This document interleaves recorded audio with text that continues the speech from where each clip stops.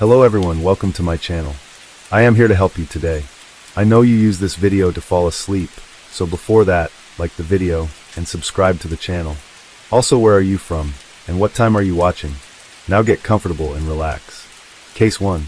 It's 1:15 in the morning on a Sunday in May. At the Alazan Apache Courts, one of San Antonio's toughest housing projects, 7 teenage boys wearing designer jeans and polo shirts huddle behind the fence and garbage dumpster that separate the rear courtyard from the street.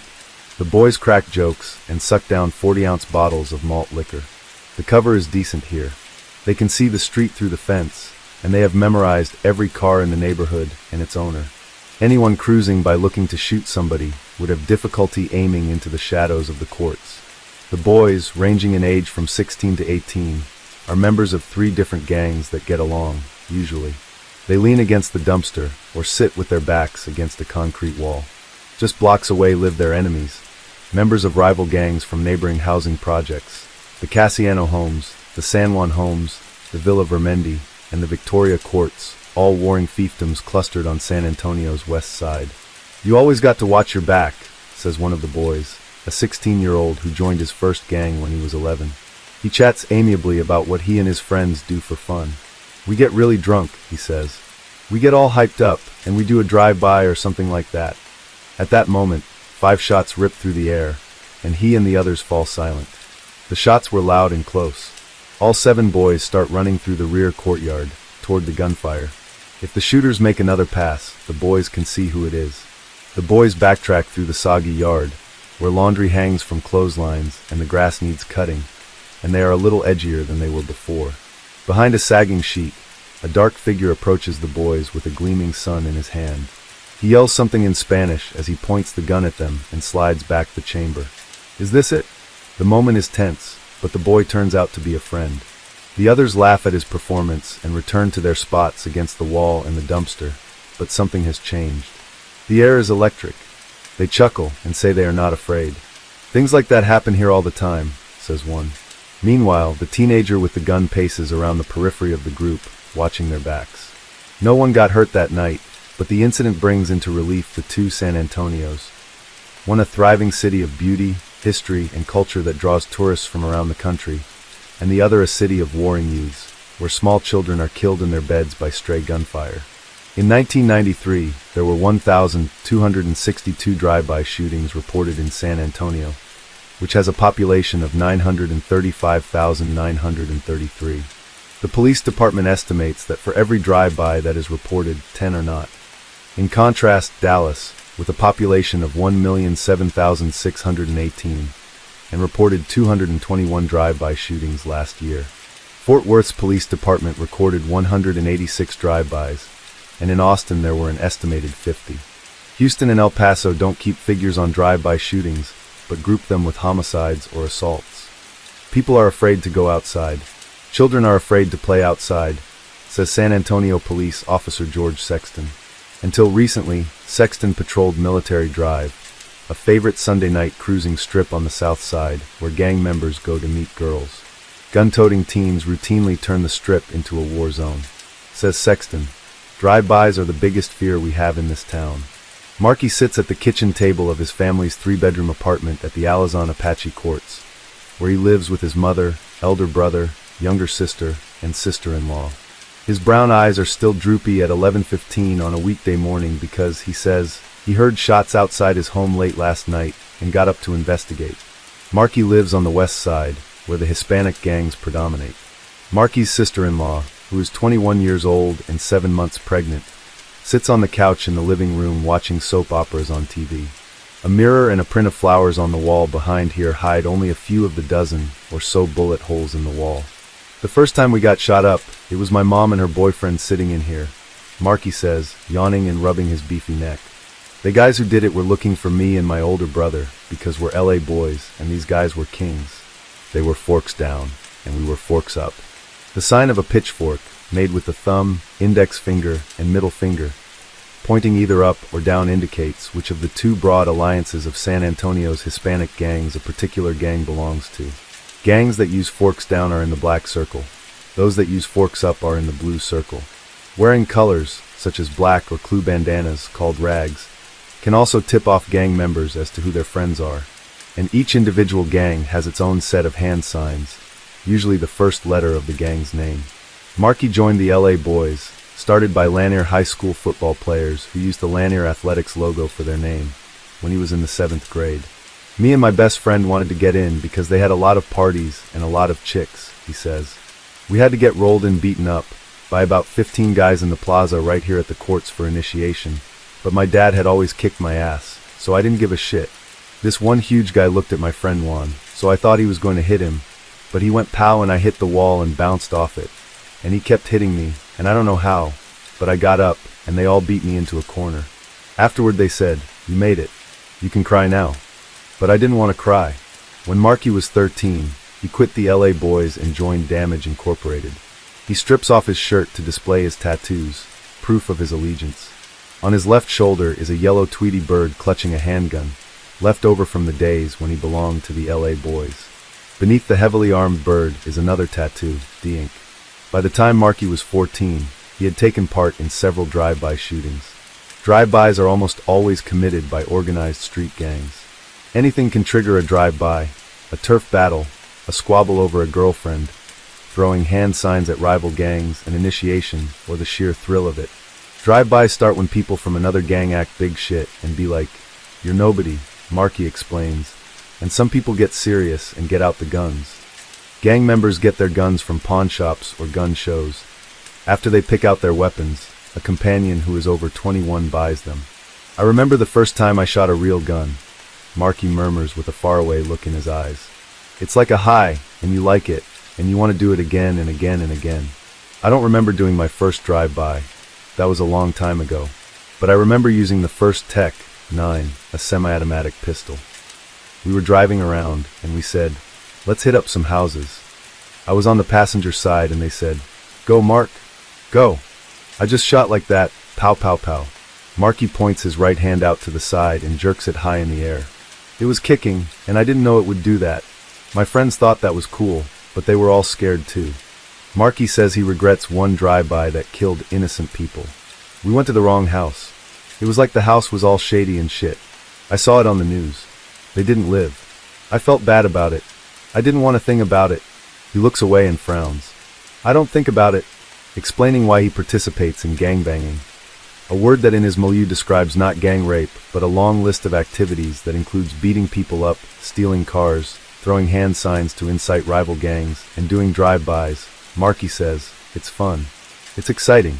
We get crazy. Everybody thinks I come from a messed up family, and my mom don't love me and shit like that, but that's not it." Still, Marky describes a childhood filled with physical abuse. "My dad used to hit me, and my mother would just watch or go to her room and shut the door.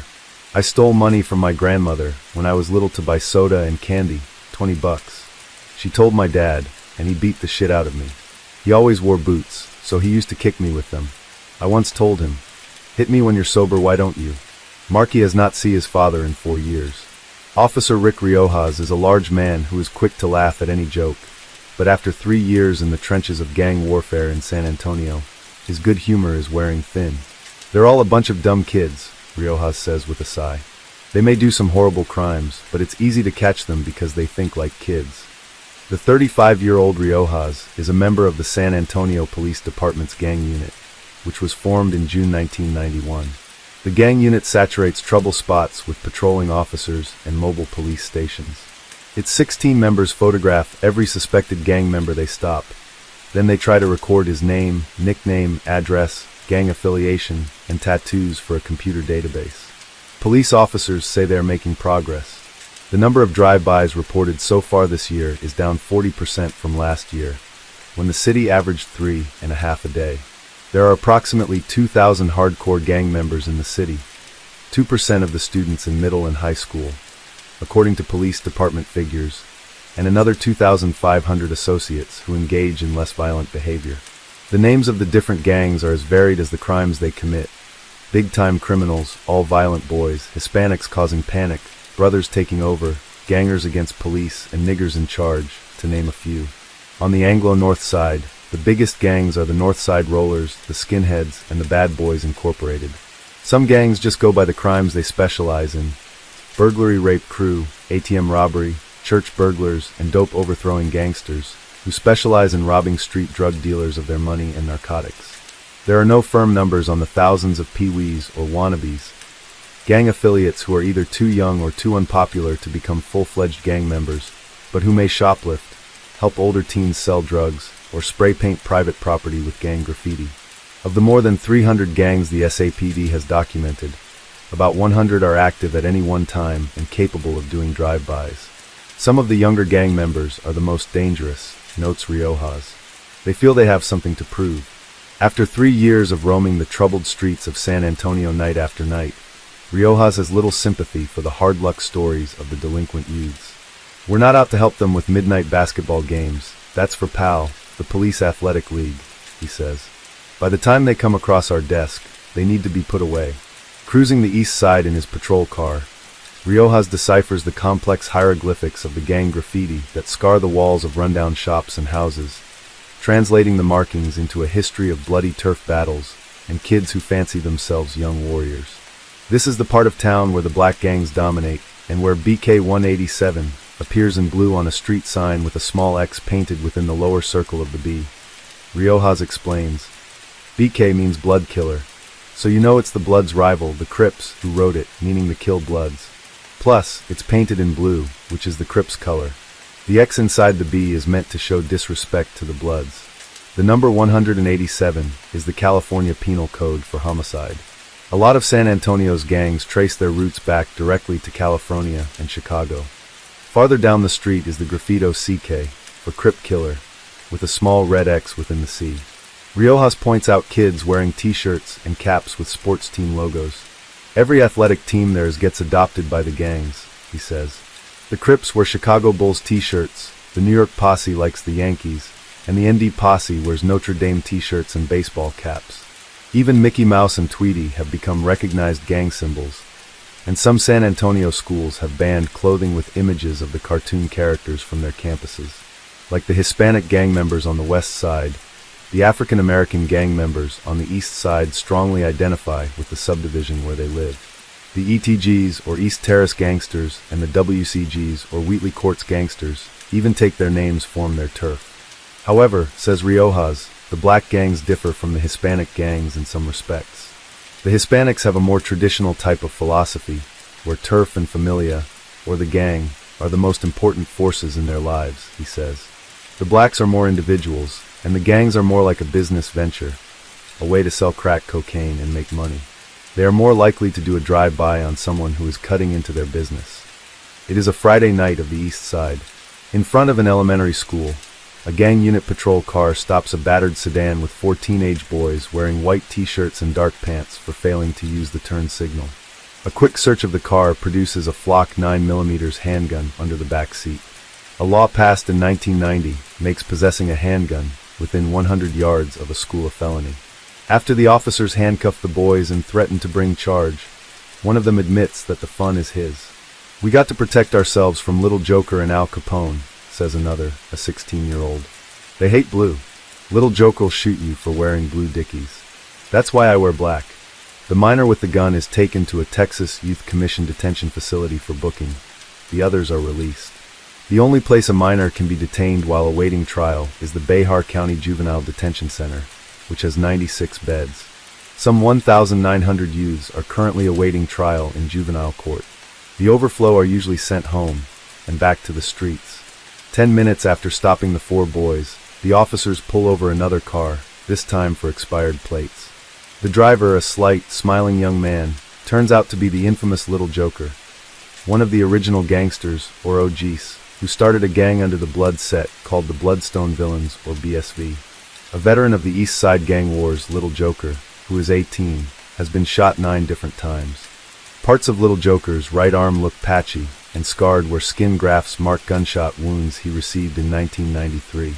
The last time he was hit was the day after Thanksgiving, when he was washing his car with some friends and a shotgun blast shattered his left leg. It had to be amputated above the knee. My friend got shot in the back, he says. I'm not afraid to die, but anyone who hangs out with me can't be scared either. Little Joker, who has been in gangs since he was 10, says he started off shoplifting and then moved on to burglary and stealing cars. It was fun, he says with a shrug. He has been in and out of juvenile detention several times over the years and has never held a job. Little Joker claims he has retired from gang activity, but says he is still a marked man, since he can't receive the ritual beating from fellow gang members that would let him exit from the gang. I'm one of the OGs. No one touches me, he explains. I can't get rolled out of a gang I started. To drive away, Little Joker has to start his car with a screwdriver. The ignition was cracked open when the vehicle was stolen recently. I can't really get too mad they stole my car, he says. I used to steal cars myself. As soon as Little Joker gets the car started, he peels out. Yeah, he'd better hurry, says one officer. Did you notice all the cars slowing down to check us out? Now they know where he is. He's a moving target. Back at the Alazan Apache courts, 5 girls with long dark hair and bright red lipstick walk the neighborhood streets wearing white t-shirts and baggy jeans slung low, with men's boxer shorts peeking above the waistband. The girls call themselves the ND Chicks, a sort of female auxiliary to the ND posse, whose sworn enemies are the LA boys. We mostly have a good time and fight against other gangs like the LA Chicks, says 13-year-old Irene. We don't use guns, we just throw gang signs, and if they want to start fighting, we fight back. The girls say they hone their fighting skills by sparring with the NDs, but they fight only with female gang members. We learn to take the pain from guys, so when we go up against the bigger girls, we can take the pain from them, Irene explains, making a fist with a well-manicured hand. First you hit them in the face to mess them up. We try to punch them so they fall, and we push them, and we start kicking them. We make them kiss the rag. The rag is the green bandana that the NDs have adopted as their colors. The gang's mascot, which shows up in tattoos and graffiti, is Notre Dame's Fighting Irishman, but with a twist. His hands are wrapped around an Uzi. The NDs defend us, they back us up, says Maria, also 13. When other guys mess with us, the NDs get into it for us. The girls attend Tafula Middle School, but they say that since joining the gang, they have skipped a lot of classes and their grades have fallen. Their days are spent hanging with the NDs and smoking marijuana. We get it from the NDs, says Irene. We have parties. Irene lives with her aunt. I got tired of my mom, she says. I left once, and she got made and said, get your clothes and get out. San Antonio and its girl gangs were caught in the glare of the media spotlight last year after Planned Parenthood published its March newsletter. According to the newsletter, girls on the city's west side were being initiated into gangs by having sex with members who were HIV positive. Reporters from all over the world, from Geraldo to the London Times, inundated San Antonio's police department with calls. The SAPD maintains that there is no proof the story is true. The ND Chicks say their initiation is to get rolled in with a beating from female gang members. But none deny that willing girls get passed around among male gang members. You really don't know who had AIDS or not, notes Markey, who says he has participated in threesomes and has pulled trains, lined up with several guys to take turns having sex with one girl. Some of them be young, we call them little hoes, he says.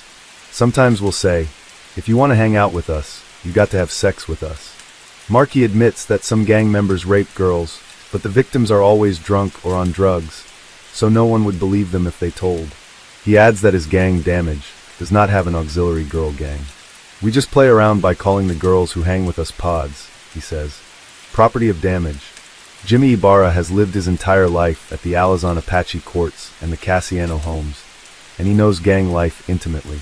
A 33-year-old ex-convict and former heroin addict, Ibarra pledged his life to helping the kids in his neighborhood after he kicked his habit 5 years ago. He landed his first office job in 1990 as a community education specialist for the STEPS project for high-risk substance abusers. He also supervises youth activities at the Alazan Apache courts.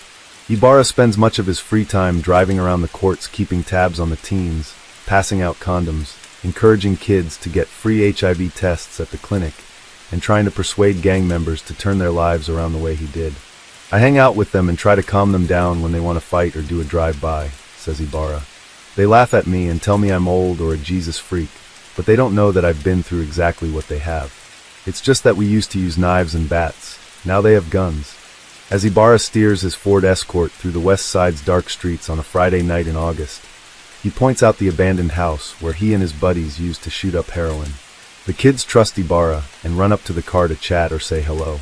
He's always here to help us, says Miracle, a 15-year-old former gang member, as she leans into the car. Ibarra has caught up with Miracle outside a teen dance sponsored by Inner City Development, a private organization devoted to helping kids. Still sweating and out of breath from dancing, Miracle squats on the curb and munches hungrily on a Snickers bar that Ibarra has handed her from a box on the back seat. The first 2 buttons of her jeans are undone to make way for her growing belly. She is 5 months pregnant. In this world, the simple rituals of adolescence, going to a party, playing basketball, can turn deadly. Miracle's boyfriend, who is the father of her baby and a gang member who lives at the Alazon Courts, just a few blocks away, did not attend the dance. It's too dangerous for him, Miracle says. There are a lot of other gangs here. Ibarra notices large groups of teenage boys walking around, looking drunk and surly. He talks Miracle and 2 girls from the Alazon Courts into accepting a ride home. To Ibarra, the greatest tragedy of the gang wars is that Hispanics are killing other Hispanics. These kids don't remember the Chicano movement of the 70s, he says. They've never been taught the importance of La Raza, brother helping brother. When you don't have any hope for the future, you fight among yourselves for what little you got. That's what these kids think it takes to be a man. The gang is everything to them. Why should they work if welfare will provide them with everything they need just to lie around on their butts all day? Ibarra says, the way the system is set up has not really helped these people. It has hurt them in the long run. A few blocks from the Alazon Courts are the Casiano homes, known for the huge murals, colorful renditions of Aztec gods and modern-day heroes, painted by graffiti artists on the sides of the 2-story buildings. One tells the story of 12-year-old Jose Rodriguez, Jr., who was fatally shot in 1991 when he tried to quit a West Side gang. The boy had lived with his grandmother, who is depicted weeping beside his coffin. One group of gangs under the Black Circle, including the LA Boys and the West Side Posse, live at the Casiano homes, the Villa Veramendi, and the San Juan homes. But membership in the same alliance doesn't preclude hostilities. In an effort to bring peace, the Good Samaritan Center, a community center adjacent to the Casiano homes, began a gang outreach program in the aftermath of the much-publicized murder of the Rodriguez boy. The program, called Youths in Conflict, is headed by 3 former gang members with master's degrees in social work who hold weekly war councils with gang leaders from the 3 housing projects in an attempt to mediate differences. Mediation may include the time-honored tradition of a fair fight, one-on-one. When we can convince the White Seas to allow 2 individuals who have a disagreement to fight each other fair and square, rather than do drive-bys on each other, we've saved some lives, explains Andy Hernandez, the director of the Good Samaritan Center. On a broader scale, a coalition of San Antonio businesses, church leaders, and community activists held a gang summit last spring to try to get warring gang leaders to lay down their arms. It had only limited success. 4 gang leaders from the West Side signed a peace pact, but they already got along, and the East Side gangs shunned the summit altogether. The Good Samaritan Center serves as a neutral ground where gang members can get assistance with court cases and probation officers, tutoring, and even a job. These kids have closed off so many options, says Hernandez, 63. When you have shot somebody, you have restricted yourself to staying with your gang in the area where they are strong. When these kids try to venture out somewhere on a city bus, they have to work out elaborate routes so they can stay out of another gang's turf in order to stay alive. Police say violence in the area has decreased considerably over the past few months. We have appealed to the leaders, who are extremely intelligent, says Hernandez. They are the surrogate parents for the gang members. They provide food and shelter. They protect them. A lot of gang members don't live with their own families anymore in order to protect them from drive-bys. We show the leaders that there are alternatives to killing each other, Hernandez says. We take them out of a crowd where they feel they have to prove how tough they are and show them another way. Gang members who end up serving time in jail as adults often graduate to the toughest gang of all, the Mexican Mafia, or LAIM, a prison-based gang that controls drug sales in San Antonio. Joining the Mexican Mafia is equivalent to playing in the major leagues. Drive-bys become planned executions, and drug sales and racketeering replace auto theft and vandalism. Members are recruited in prison. Young street gang members taking their first trip to the penitentiary often choose the hardcore gang lifestyle of the Mafia for the protection it offers in jail. Usually, though, kids involved with gangs quit long before there is any temptation to join the Mafia. The fast life is not as alluring when they have children of their own to support. In May, Markey said he planned to quit gangs altogether. At middle school, they had some counselors go over there and tell you what lie is and what jobs are good, he said. They talked about being a paramedic. That's what I want to be. I know how a bullet is and how it comes out. I've seen a lot of blood. Since then, Markey has indeed quit Damage, he says, after falling out with its leader. There are success stories of kids who have turned their lives around and left their days of drive-by shootings and stealing behind. In August, the talk at the Alazan courts was of a gang member who had joined the Marines. Jimmy Ibarra still fondly remembers the day a year ago when a lot of the Kings, one of the biggest gangs on the west side, dropped their colors forever. They just up and quit, he says. They said, "We are sick of it and we won't do it anymore." Many of the IDs who are involved with gangs do not fit the profile of thuggish troublemakers who don't have the brains or patience to make it in school. They can be the bright, popular kids or members of the football team. One 18-year-old former Kings member says he was an honor student and a junior varsity football and basketball player at Taffola Middle School when he joined the gang his childhood friends belonged to. His life changed for the worse. "I got kicked out of school for fighting, and they sent me to Jefferson High School. Then they kicked me out over there because they thought I was the leader of the Kings there," he says. "Every day in high school we skipped school, watched a movie, and got stoned. Now I realize I messed up. All the Kings stopped because we got kids now," he says.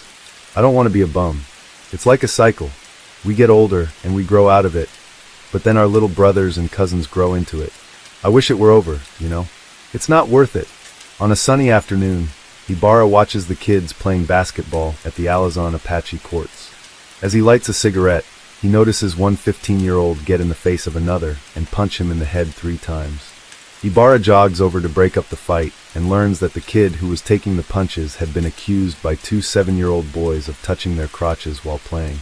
The youth meting out the punishment is an uncle of one of the little boys and an ND gang member. The wounded teenager walks off the court without a word, and the play continues. Ibarra looks on as gang members share the basketball with younger kids, making layups and fighting for rebounds. He watches the ND grab the ball and shoot. The little boys also watch him and move closer, mimicking his style. Case 2. Margaret Raley, the 38-year-old wife of the Reverend Walker Raley of Dallas, was found beaten, choked, and unconscious on the floor of their garage when her husband returned from studying at the library shortly after midnight on April 22, 1987. The police had no leads in the case. Dr. Raley, who is white, has been an outspoken critic of racial prejudice in this city, said the Times.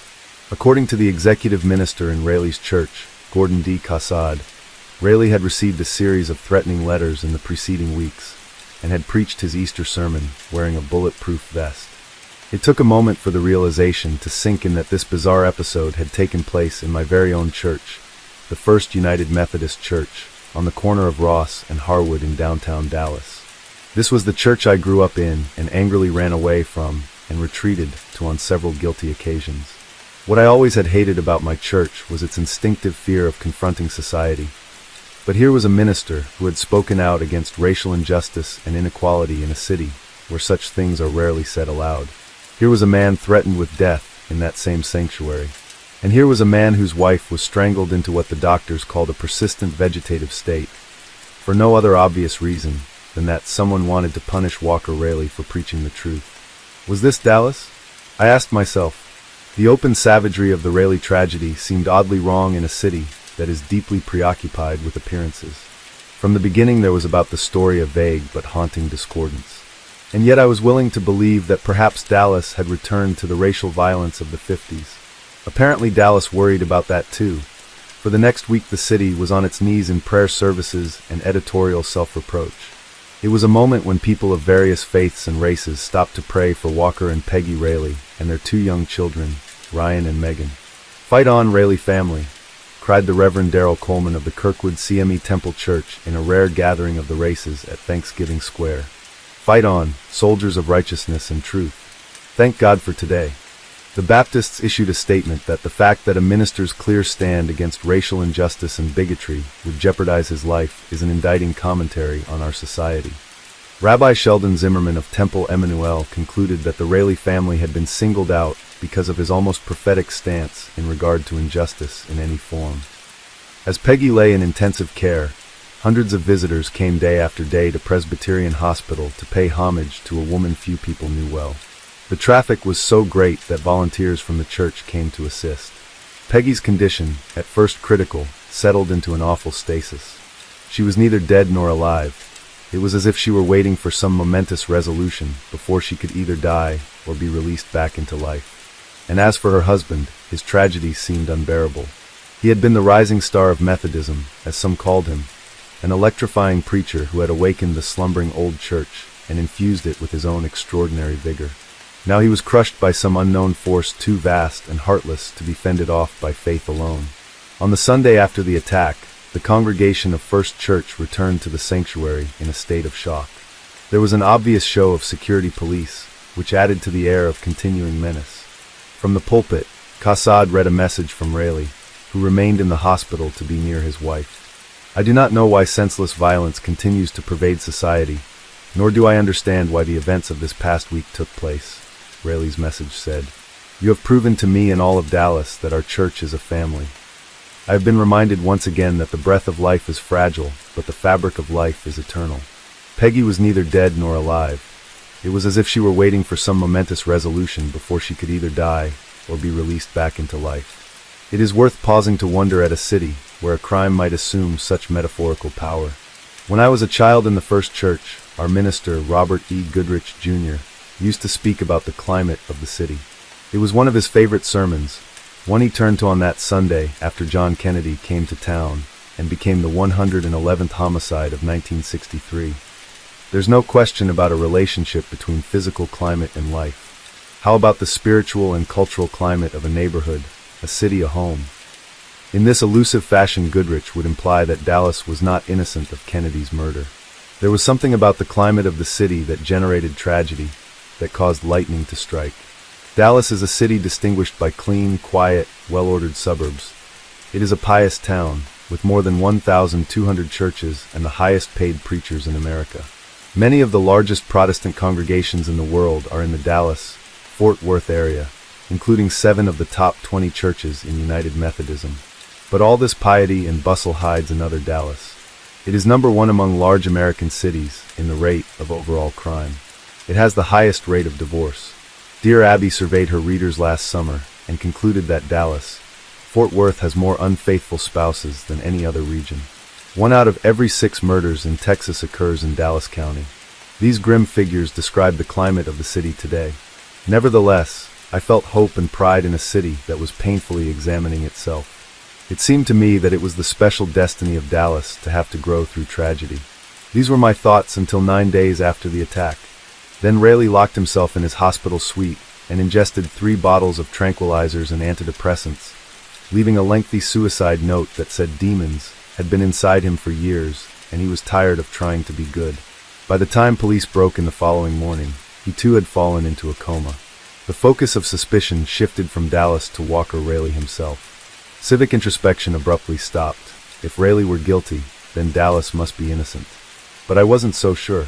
It seemed to me that the Rayleigh case went to the essence of Dallas, because it was a case of contrasting appearances. Who was Walker Rayleigh, a holy, martyred minister or a depraved and perhaps insane villain?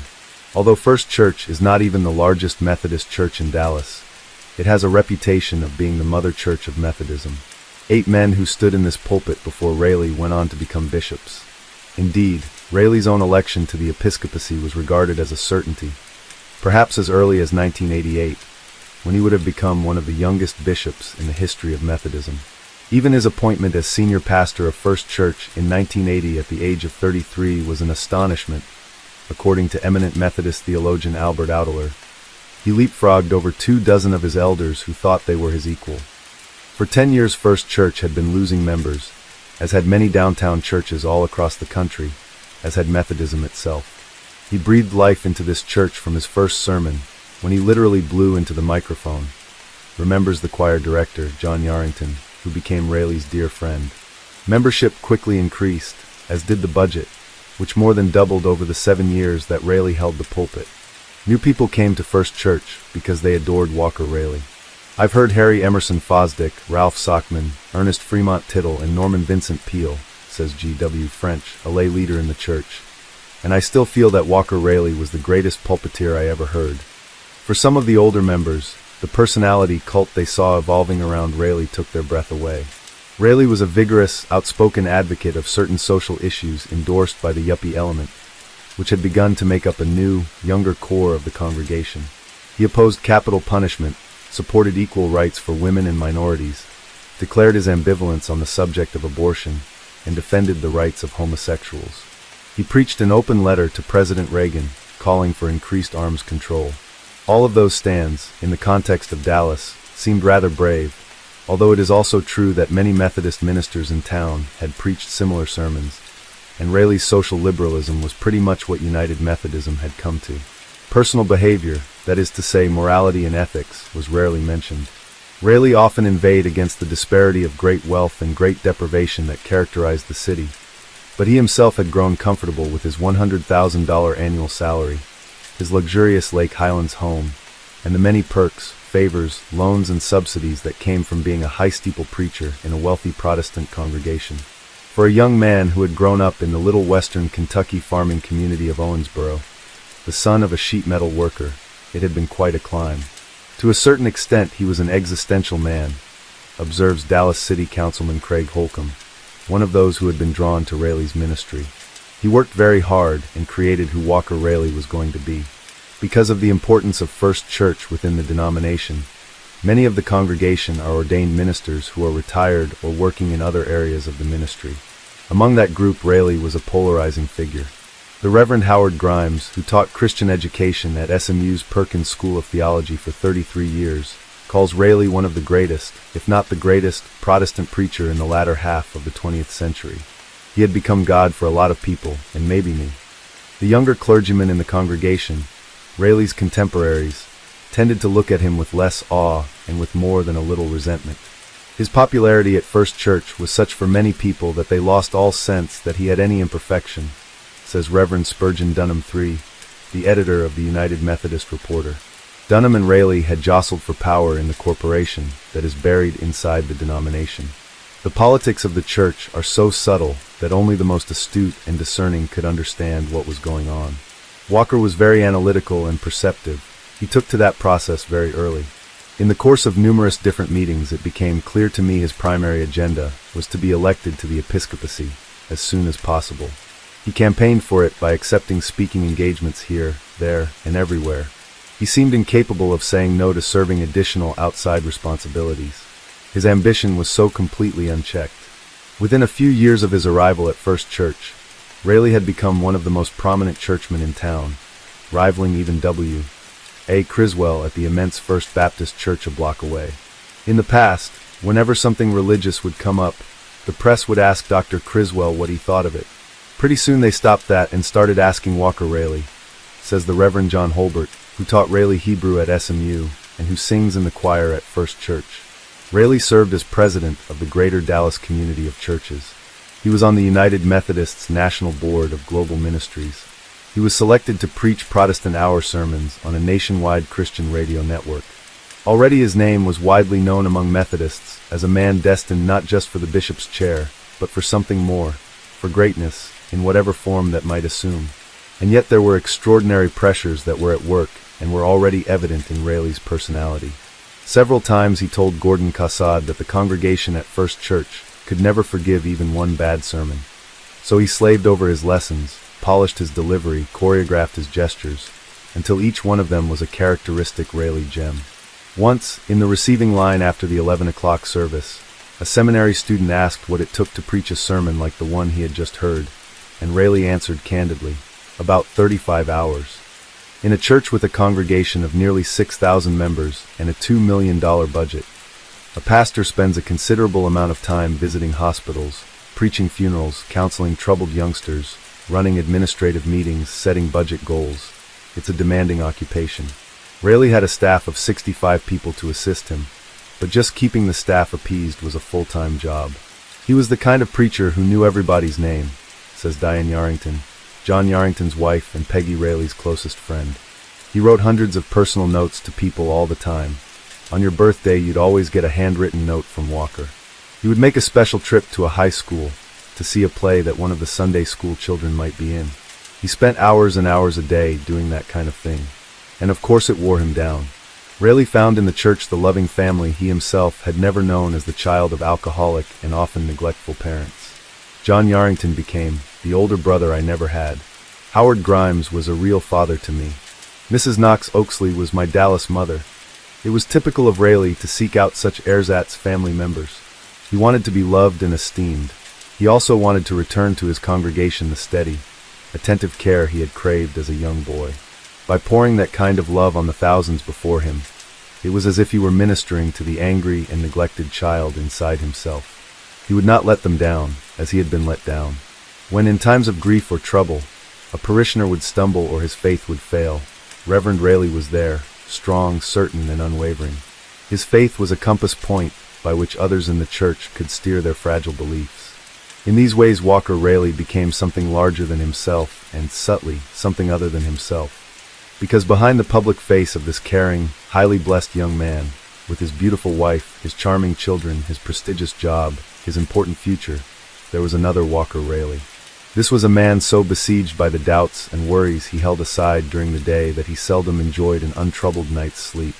This was a person seen only occasionally by people close to him, his staff, for instance, who idolized him and were sometimes crushed by a volcanic temper that slept and slept then suddenly savagely erupted, usually over some small point such as the lighting in the sanctuary or the presentation of the budget. Nor were these eruptions followed by periods of remorse, which would have made them easy to forgive. Instead, a certain cool satisfaction took hold of him. He would not call back the rain of shattering insults that led to tears or angry resignations. In the recent past, when this other defiant, uncaring, self-centered Walker Rayleigh had gained ascendancy, friends had talked him into seeing a psychiatrist to help him cope with stress.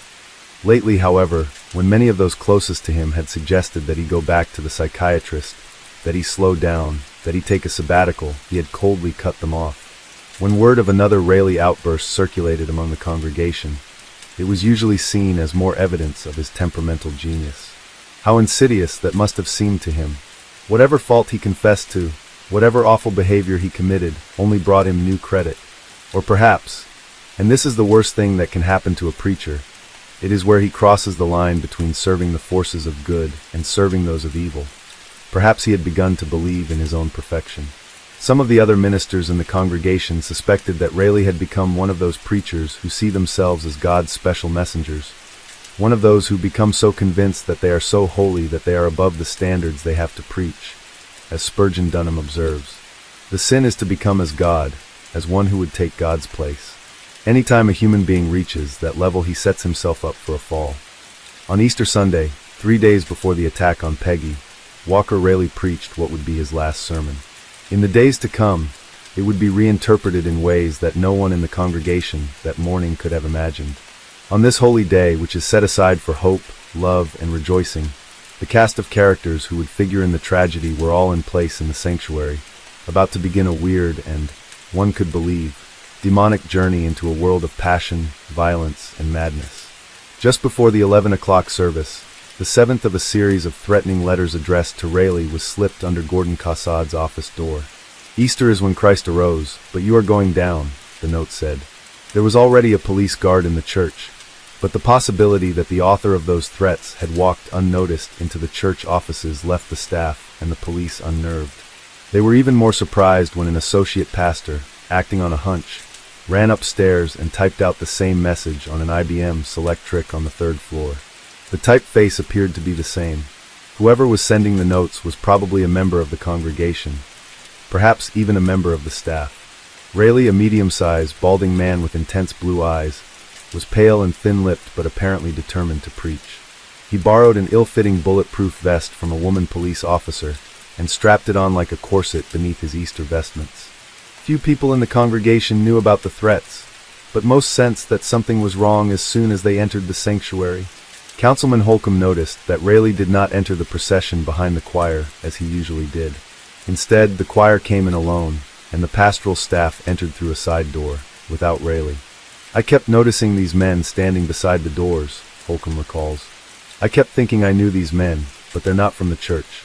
Later he recognized investigator Steve Torres as one of the officers who guard the city council. The congregation rose to sing the doxology, and when they sat down, Rayleigh abruptly appeared in the pulpit. Looking out from the pulpit, He saw 3,000 parishioners in their Easter finery, filling the sanctuary and spilling out into the hallway, where uniformed policemen had just arrived to guard the exits. It was no longer the predominantly elderly congregation that had greeted him on his first sermon in this pulpit 7 years before.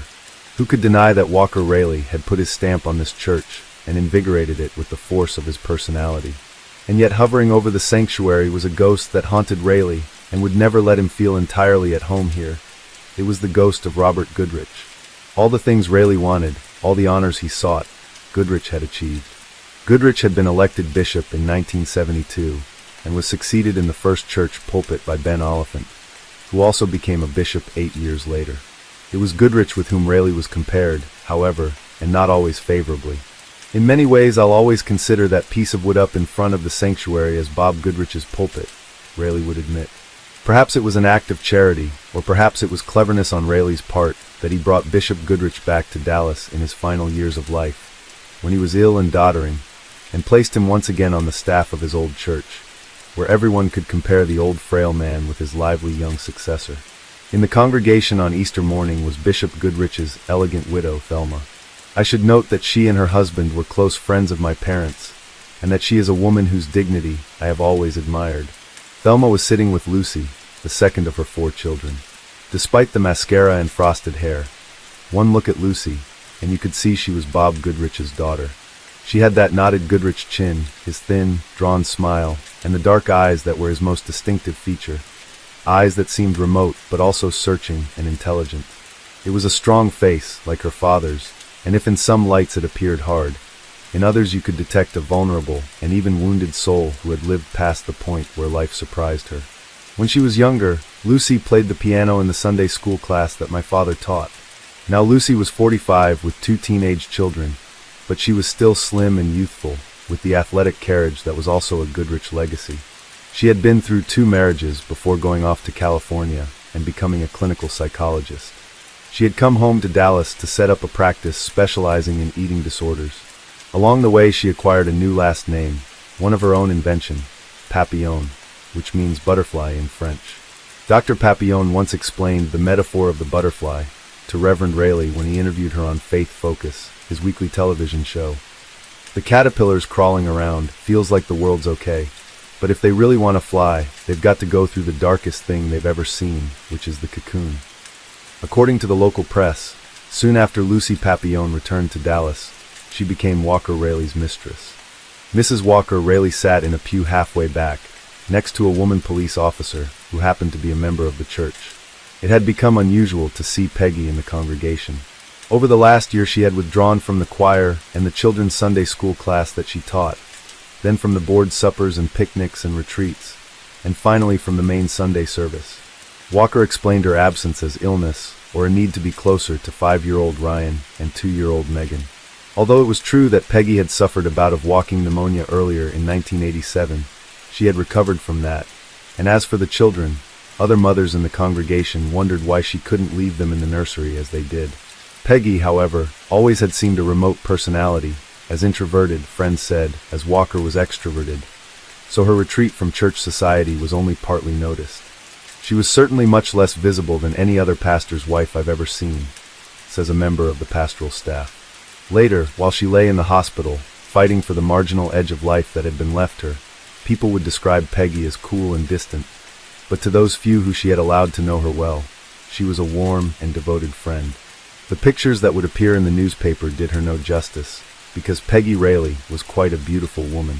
Where Lucy was strong and stylish, Peggy was frail and demure, but with a natural attractiveness much like a fresh-faced milkmaid of her native Wisconsin. Peggy had a lovely singing voice. She was second soprano, although her true talents were in her fingers.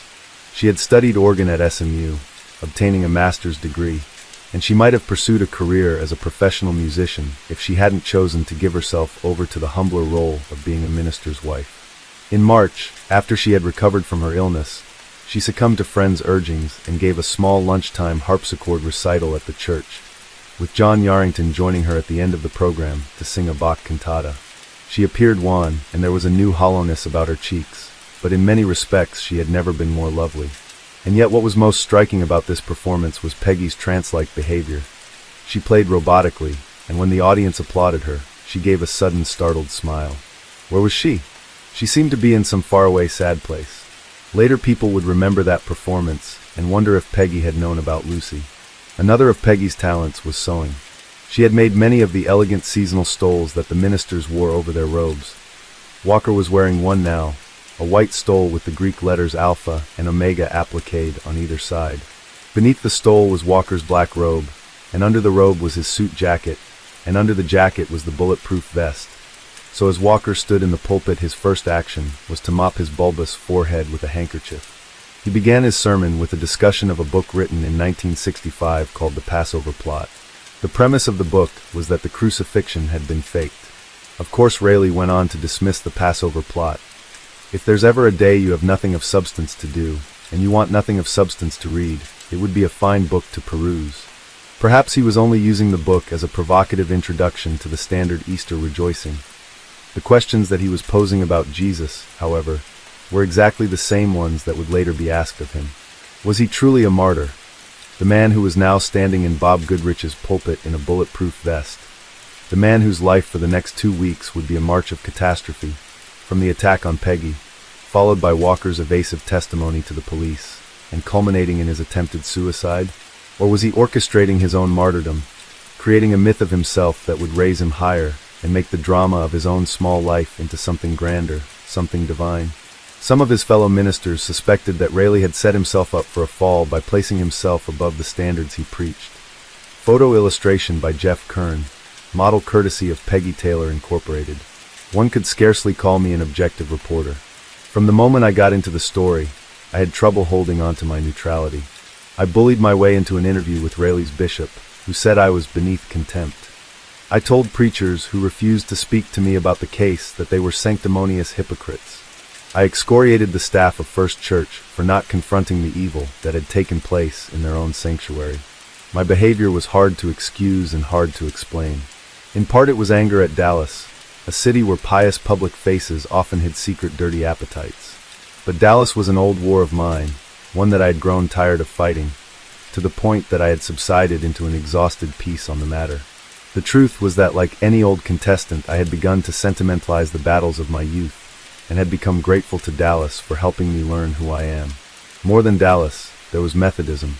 I have seen friends struggle to throw off the narrow-minded strictures of Southern Baptism, or the ritualistic magic of Catholicism, or the tribal creeds of Judaism. I have encountered religion in extreme forms, from Hare Krishnas and Amish farmers to snake-handling charismatics. And yet, with all my ambivalence about religion, what I feel about people who believe or disbelieve such stringent doctrines is a low-grade envy. For at least a hard-shell Baptist has the literalism of the Bible to react against. A Catholic has the pomp and mystery of the liturgy, and so on, but a Methodist struggles in a fog, not really knowing what is to be believed or disbelieved, but learning in a subliminal way what is to be avoided. I could not fairly hold Methodism responsible for the values of this city, because despite the fact that Dallas is a stronghold of United Methodism, only 7% of the population belongs to the denomination, a figure that represents less than half the number of Southern Baptists and is even behind the Catholics. This fact doesn't alter my opinion that Methodism is the state religion of corporate America, of which Dallas is the purest and most fervent example. Methodism began in the slums of 18th century London and the British coalfields, where John Wesley began his ministry to the underclass. It settled the American frontier in the form of the lonely, tireless circuit rider, and thus it took root in an ambitious, desperately poor frontier people, and it grew with them as their cities grew, as their generations prospered, and as their politics and values changed. So had the church grown and prospered and changed, becoming essentially the same institution its founder had rebelled against. Yes, I was angry at Methodism because I thought it had turned into nothingism and was only in business to stay in business. My particular quarrel with Methodism began here in First Church, however, where for so much of my adolescence I had felt confused and bewildered and overlooked.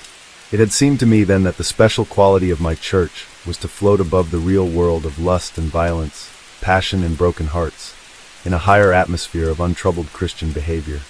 Human failings were seldom addressed. I recall when the assistant pastor left his family and ran off to Colorado with a ski instructor. His name was never mentioned again. All that remained of him was some intoxicating vapor of sin and forbidden desire, an intimation of another world I was not supposed to know about. The church was like a timid old woman hiding behind shutters, shielding herself from confusion. I had seen Walker Raleigh preach on Christmas Eve, 1984, when I was back in Dallas to see my parents. It was a tormented moment for me, a time when I had been confounded by my own behavior and eager to seek forgiveness. In that raw condition, I experienced what so many would later speak of, the sensation that Raleigh was preaching to me, that those large and expressive blue eyes that swept across the sanctuary like a searchlight were looking for me. Now, after the attack on Peggy Raleigh, I had come back inside the old sanctuary, had listened to another sermon that refused to acknowledge what had happened within the church's own family. Week after week had passed with one revelation after another, and only the most oblique references from the pulpit about what was transpiring in the world beyond the stained glass windows. Nothing was said of Raleigh's attempted suicide. Nothing was said of the sensational revelations of Lucy Papillon's grand jury testimony, in which she talked about their affair, which had gone on for more than a year, their marriage plans, and their assignations while he was out preaching. They had even arranged to meet in England when Raleigh returned from a World Methodist Council meeting in Nairobi. Nothing was said of Raleigh's refusal to cooperate with the police or his decision to plead the Fifth Amendment before the grand jury. The church was in a state of delirium. "We're fine, the church is fine, everything's going to be fine," a member of the board assured me. I fought an impulse to stand up and shout Walker Raleigh's name out loud. On the night of April 21st, 1987, at 6:30 in the evening, Raleigh drove into the family garage. He says he found his wife working on a garage door latch with a bar of soap. The spring on the latch had been sticking, and Peggy was trying to lubricate it. According to Raleigh, he sat on the hood of Peggy's Chrysler for a few minutes, talking to his wife. She and the children already had eaten dinner, and Walker wasn't hungry, so the two of them shared a glass of wine. He then left, still in his business suit, ostensibly to spend the evening at the SMU libraries to write footnotes for his book on preaching. At 6:38, Raleigh called the time from his car phone. Everyone knew that Raleigh did not wear a watch. He had given it up when he came to First Church, partially because of his habit of wearing French cuffs, which frayed when he kept pushing up his sleeve to check the time. The phone had just been installed that day, at church expense. It was another of the many security measures the church provided him, including a home alarm system and a separate private telephone line. Raleigh says he spent the next 30 minutes at Bridwell Library at the theology school, searching for a biography of Sullivan, Helen Keller's teacher. At 7:26, he was back in his car, calling Janet Marshall, a family friend who was going to babysit for the Raleigh children while Walker and Peggy went to San Antonio for the weekend. At 7:32, he called Lucy Papillon, then drove to her house, where he stayed for about 40 minutes. He says he went there to get some relaxation tapes to help relieve his stress. A librarian at Bridwell remembers seeing Raleigh sometime after 8, when the minister asked what time the library closed. At 8:30, Raleigh called Peggy from a pay phone, and she told him she was putting the children to bed. After that, Peggy talked to her parents and Tyler until 9:14. Meanwhile, Raleigh had left the library. He purchased gas at a Texaco station on Greenville Avenue at 8:53 and also bought a wine cooler, which he says accounts for the fact that police would later report him as intoxicated when they came to his house 4 hours later. At 9:30 a.m., Jogger saw a man in a business suit running through a yard 2 streets away from the Raleigh's house. Between 10:15 and 10:30 a.m., neighbor heard rustling noises in the alley behind the Raleigh's house. Raleigh says he had gone to the Texaco station because he was thirsty and had returned to his research in the main library. The police say they have indisputable evidence that he was lying about his whereabouts from the time he left the Texaco station until a librarian saw him sometime between 11 and midnight. At midnight, Raleigh attempted to give his business card to a Nigerian student at the checkout desk. On the back of the card was a message to the research librarian, asking for help in finding the Sullivan biography. He had also written the time, which was noted to be 10:30. After leaving the library, Raleigh phoned his home from his car, but this time he called the listed line, which was connected to an answering machine and did not even ring in the house. "I don't have my watch on," said the man who never wore one, "but it's about 10:30 or 10:45. Telephone company records show that the call was actually made at 3 minutes after midnight. If you want to, go ahead and lock the garage door, and I'll park out front." At 12:29, he called his answering machine again, giving the correct time and saying he was on his way home. The theory of Rayleigh's guilt presumes that Peggy was strangled sometime around 10:30, and that the calls were meant to establish both an alibi for himself and a reason for Peggy to go to the garage. 11 minutes after the second call, Rayleigh drove into the driveway and found the garage door partly open. The garage was dark. Mysteriously, the bulbs had been removed from the overhead light of the automatic door opener. Rayleigh said he left his headlights on and got out of the car. He found Peggy lying behind her Chrysler, writhing in convulsions. Her face was hugely swollen and discolored, yet her hair was scarcely mussed and her glasses were in place. At 12:43 a.m., police dispatcher received a call from Rayleigh who said, I just came into the house and my wife is in the garage. Somebody has done something to her. The dispatcher inquired, has she been beat up or what? I don't know, Rayleigh replied. She's foaming at the mouth or something. The phone rang about 12:45, says Diane Yarrington. It was Walker. He said, Diane, something awful has happened to Peggy. Come quick, come right now. We literally raced over there. By the time we got there, the ambulance had arrived. Walker was inside holding Megan. Ryan was sort of sitting on the couch. I talked with Walker briefly, and then I said, I'll take the children, and I asked the kids what they wanted to take with them. They each grabbed a pillow and a stuffed animal. Walker said, don't leave me. And John said, I'll be here. I'm like your second skin. John Yarrington accompanied Walker to the hospital, and after he had gotten his friend settled, he went to speak to the doctors. I did not know what had happened. I knew she had been hurt, but I didn't know how, he says. At that point, the doctor's assessment was that Peggy's neck had been broken, and I asked how would that happen. Well, she was strangled. That was the first I knew. John went into the emergency room where Peggy lay. It's a terrible thing to see. It's technicolor in my brain. I'll never forget her lying on that table, with that blotchy color, a terrible thing to see on someone you love. For most of the 7 years the Yarringtons had known the Rayleighs, they had been the closest of friends. Diane and Peggy were like sisters. They spoke several times a day on the phone, and sat next to each other in the choir. Peggy accompanied John's rehearsals every Sunday night.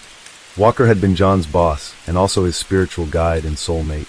Several months before the attack on Peggy, the couples had pledged that if anything were to happen, if one of the couples were to die in a plane accident or some other tragedy would befall them, then the other couple would take care of their children. John had made the pledge in all sincerity, but who could believe that so suddenly and so grotesquely it would come due? The next day, Rayleigh went to the police station with a lawyer friend to talk to investigative officer Rick Silva. It is the only time Rayleigh has talked to the police. His story then was that he had come home, spoken briefly to Peggy while she was working on the garage door latch, then spent the rest of the evening in the libraries. He said he had no idea who might want to harm her, except for the author of the anonymous letters. Silva indicated that he would like to set up a polygraph examination, and Rayleigh said he would be happy to cooperate. During the next week, the police learned about the telephone call to Lucy. They listened to the tape on Rayleigh's answering machine. They discovered a credit card slip from the Texaco station, and they examined the garage door, which seemed to work fine. They found no evidence that the latch had been lubricated. In fact, they learned that the Rayleighs had complained to the manufacturer and had had a new automatic door opener installed only a few days earlier. In the meantime, Rayleigh stayed in his hospital suite, meeting friends and going through the mail. Lucy came to visit him, carrying a single red rose. One day he received telegrams from both Jesse Jackson and Billy Graham, and he went in to tell Peggy she had made ecclesiastical history. She looked at him with open, unseeing eyes. Her brain was damaged but not dead. What she comprehended no one could even guess. Friends played videos of her harpsichord concert and papered her room with pictures drawn by Ryan and Megan. There was some hope, in those early days, that something inside Peggy would stir to life. Peggy, it's Diane. Peggy's face was still puffy and discolored the first morning Diane Yarrington got to see her. The children are with me. It's just fine. It's all right. A tear rolled out of Peggy's eye. Later others would see her crying. Walker did, even Detective Silva, and they would wonder what she knew or felt. The truth was locked inside Peggy and could never be expressed, but that did not mean that it couldn't be experienced. What an unendurable tragedy that would be, to be alone with the truth. The inconsistencies and omissions in Rayleigh's story had accumulated to the point that Silva telephoned the hospital and told the officers guarding Rayleigh's room that he wanted to question Rayleigh. When they went to his room, they found the door locked. They broke in and found Rayleigh's unconscious body and his suicide note. Once again, John Yarrington would be standing in the same emergency room, this time over Walker's body as doctors pumped the drugs out of his stomach. Fortunately, Walker had not taken all the pills that were on his bedside table. Like Peggy, he had fallen onto that ledge of deep unconsciousness between life and death. Unlike her, he had not suffered a loss of oxygen and glucose to the brain, which doctors said probably would prevent her from recovering. She was wrapped in a cocoon from which few ever emerge. For the next 5 days, Walker lay in intensive care in a room opposite Peggy's. It was bizarre and weird, says John. You would go to your left to see Walker and go to your right to see Peggy. They essentially looked much the same. On the Wednesday after the Friday he had attempted suicide, Rayleigh awakened, and the first thing he remembers is seeing his friend standing vigil at his bedside. He had absolutely no recall of anything. It was 2 more days before he fully resurfaced. Rayleigh asked John then whether he could regain the pulpit. John was startled by the question. I think it's very iffy, he said. Walker seemed surprised and wanted to know why. Well, number 1, you tried to commit suicide. And number 2, a lot of people think you strangled Peggy. The police had enough evidence to disbelieve Walker Rayleigh, but not enough to charge him. After he got out of the hospital, Rayleigh checked into Timbalon Psychiatric Center while his attorney, Doug Mulder, arranged for him to take a privately administered polygraph. The test indicated that Rayleigh did not attack his wife and did not know who did. The next day at the police department, Rayleigh took a polygraph which proved inconclusive, although Rayleigh showed deception about the threatening letters. Mulder and Rayleigh arranged for a third polygraph, the results of which they have never made public. Norm Kinney, the frustrated chief criminal prosecutor in the district attorney's office, convened a grand jury investigation and warned Rayleigh in front of television cameras to either come before the grand jury or leave the country, an odd injunction to be directed at the main suspect in the case. Rayleigh appeared and took the Fifth Amendment 43 times. No indictments were handed down, but so much of the testimony was leaked to the press that it appeared that the grand jury was called for no other purpose than a public shaming of Walker Rayleigh. With the justice system at an impasse, a group of Methodist clergymen wrote a letter to Bishop John Russell, asking for a church inquiry into Rayleigh's relationship with Lucy. The bishop began a lengthy private negotiation with Rayleigh. On September 2nd, Rayleigh surrendered his credentials, which voided the church's jurisdiction over him. That meant there would be no embarrassing church trial, but it also meant that Peggy's insurance would lapse after 12 months. In October, Rayleigh signed over guardianship of Peggy to her parents, who had placed Peggy in a Tyler nursing home. Peggy's father says that Rayleigh has visited his wife 3 or 4 times. That's about it. The Rayleigh children continue to live with the Yarringtons. I knew I was going to meet with Walker Rayleigh because periodically he emerged from seclusion to proclaim his innocence to reporters and give his own version of the tragic events. The meetings were highly circumscribed, and when Rayleigh finally answered one of my messages, I agreed to the same conditions. We would not talk about the case, and we would not talk about Lucy. Are you a coffee drinker? Rayleigh asked cheerfully on the phone. He said he would have a pot waiting for me when we met in the morning in his Lake Highlands home. There was no for sale sign in front of the white brick house on Trail Hill Drive, although the house was on the market for $279,000. The sole business that was keeping Walker Rayleigh in Dallas was the need to dispose of his property. He had gone through the police, the grand jury, the bishop, and the local reporters, and there remained only me. Rayleigh opened the door and greeted me. The house was comfortable and spacious, with the sun glinting off the pool in the backyard and making wrinkled shadows on the living room ceiling. Perhaps it was simply the absence of family detritus, toys and books and newspapers, that made the house seem so impersonal. Outside it was warm, but the house was unaccountably chilly, like a mausoleum, as Rayleigh observed while we sat at his kitchen table drinking coffee. He had been monitoring my presence ever since I had arrived in Dallas 2 weeks before. I know that you have a couple of layers of subjectivity that are influencing your writing of this story, one having to do with your opinions about me, and one having to do with your inner quarrels with the institutional church. He told me quite accurately. I realized that we had been stalking each other with a growing sense of recognition and mission. His mission, old and by now habitual, was to get me to believe in the church and in himself. Mine was to tear away the many veils of falsity and hypocrisy and get to the truth, whatever that was. He already knew who I was. But did anyone, even Walker Rayleigh, know who he was? I get depressed, he admitted. I see my psychiatrist twice a week and have been doing that since May, and he helps me look inside myself. He spends his days now reading the Psalms, playing golf occasionally, trying to let my soul and my body get together. A few days before, he had enjoyed kind of a joyous highlight, because he had played golf with former District Attorney Henry Wade. It was a fun time, and I thought he showed personal sensitivity to me. Rayleigh said he was worried about the future, about his prospects for a job. For the first time in my life, at 40, I have no earthly idea what, where, when, how, or anything else. So there's an element of fear. He spoke of his ambition. Most of the reports have written that I was drooling on my tie waiting to become a bishop, but that's not entirely true. Bishops are elected for life, he pointed out, and you can only bless the opening of Sunday school units so many times until you get tired. His secret ambition was to stay at First Church another decade, then take early retirement and go to law school, so he could set up a practice in South Dallas to defend underprivileged minorities. I regarded that statement as gratuitous and unlikely. On the other hand, I never did understand the appeal of being a bishop. I had 3 books coming out in '88, Rayleigh was boasting. I was speaking all over the nation. I had been the Protestant Hour preacher. I'd just finished taping the sermons. Under Rayleigh's tenure, First Church had become one of the real turnaround stories in the nation. Everything that he had been working for was coming to fruition. So, I was beginning to feel that my future was okay, but I was trying to get out of the future and more into the present, maybe for the first time in my life. And now all that's lost to you, I observed. You've resigned from the church, the books have been put on hold, your family has broken apart, and your future is in serious question. You're a man who's suffered tremendous losses. Why do you think this has happened to you? This question had been given to me by psychologists I had consulted, on the premise that Rayleigh might be insane.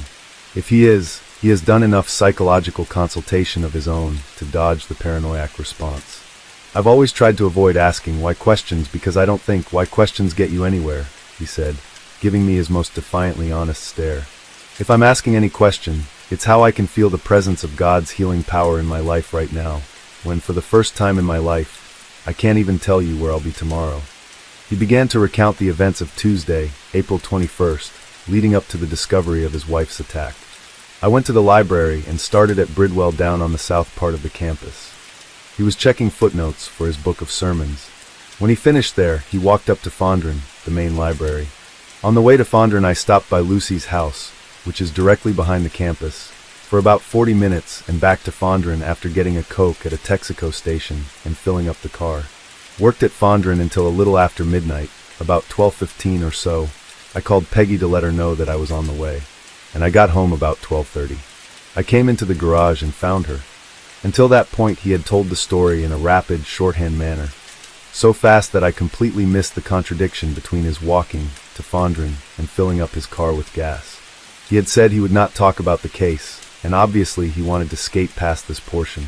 I thought to myself, here's a man who has avoided the police and the grand jury. I can't let him get by me that easily. The police said you had been drinking that night. Peggy and I had a glass of wine, he said. At what time? 7:15. And I had a wine cooler when I stopped at the Texaco.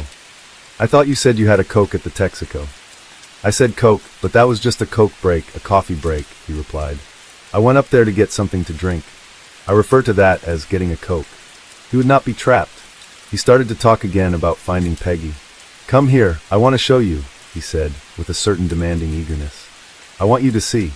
We walked into the garage, which was large and empty of cars. Against the back wall were several storage closets.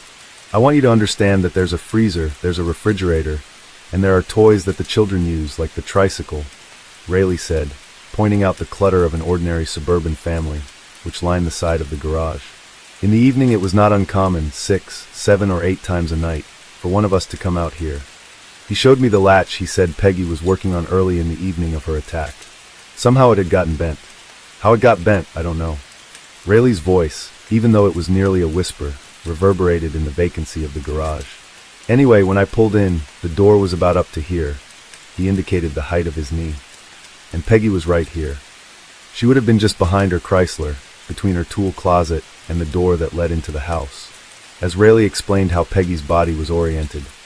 Heels here, head here. I thought what an intimate crime strangulation is, what a gruesome and prolonged dance. I was actually horrified, Rayleigh was saying. I have never seen any such thing, let alone my wife. Her face was purple and bloated, and her body was heaving from the waist up. Those were reflex actions, seizures, I later came to realize. I tried to shake her, tried to get some kind of response. And I couldn't get anything and ran in and checked on the children. Megan was lying down in front of the television. We walked back into the house. The family TV sat beside the picture window that looked out on the pool. The TV was on and muted, and she was on the floor, and my first impression was that she was dead. I picked her up and she said, "Daddy." She had her little fingers in her mouth, and she was okay. She had evidently gotten up, looking for Mommy, and the TV was on, and she laid down in front of the television. Had she found her mother? I asked. I don't think so, but I don't know. We went through the living room to the children's rooms. This is Ryan's room, Rayleigh said. The room was still filled with Ryan's dolls and toys. His bed's been moved over to the Yarringtons, Rayleigh explained. But his bed was here, and he was 3/4 of the way asleep, but kind of in a fog. That was, I remembered, well after midnight, when the children would ordinarily be sound asleep. Perhaps the assailant had thought, as I did, that strangulation is a silent crime, but who knows how Peggy may have fought, what kind of racket she might have made. Did she wake the children? The awfulness of that scene played unhappily in my mind, along with the dreadful suspicion that the person who caused this tragedy was the same polite preacher who was giving me the tour of his home. So anyway, Rayleigh continued, I came in and called the police. I called the Yarringtons, and I went across the yard and got my neighbor, and he came over. He stayed with Peggy. I brought the children into the den, sat them down on the sofa with me, and held them. Both were extremely quiet, because they could obviously pick up on my panic. I was hyperventilating and scared to death. Rayleigh and I went up to his special lair on the second floor. As a writer, I have a particular interest in the places people make for themselves to write in. 2 walls were covered with floor-to-ceiling bookshelves. There was an imposing desk of the sort that would belong to a bank vice president, and a more modest work area with a computer. One of Rayleigh's manuscripts sat on the table. Under a dictionary stand was a copy of the plays of Eugene O'Neill. It was a handsome office, but once again I noticed an absence of personal effects. Only 2 items in the room caught my eye. One was an SMU basketball on the window ledge behind Rayleigh's desk. He had bought the house from an SMU coach, it turns out, and had written into the contract that a basketball would come with the house. The other item was a 3-foot-tall doll that resembled Big Bird. Rayleigh said he had bought the doll for Ryan when he was in New York, and he recounted the spectacle of himself walking through the lobby of the Waldorf Astoria with the doll under his arm. I laughed, but it struck me as curious that Rayleigh, not Ryan, had the doll now. Rayleigh sat in his easy chair, and I sat on a couch beside him. Tell me about your relationship with Peggy. Well, we'd been married 16 years. Peggy was a lot quieter than me. We had a respect for one another. We were not the kind of couple that held hands and watched television on the sofa. When we went on vacation, before the children came, and went out on the beach, we'd both take a book and read, and listen to the seagulls and watch the waves.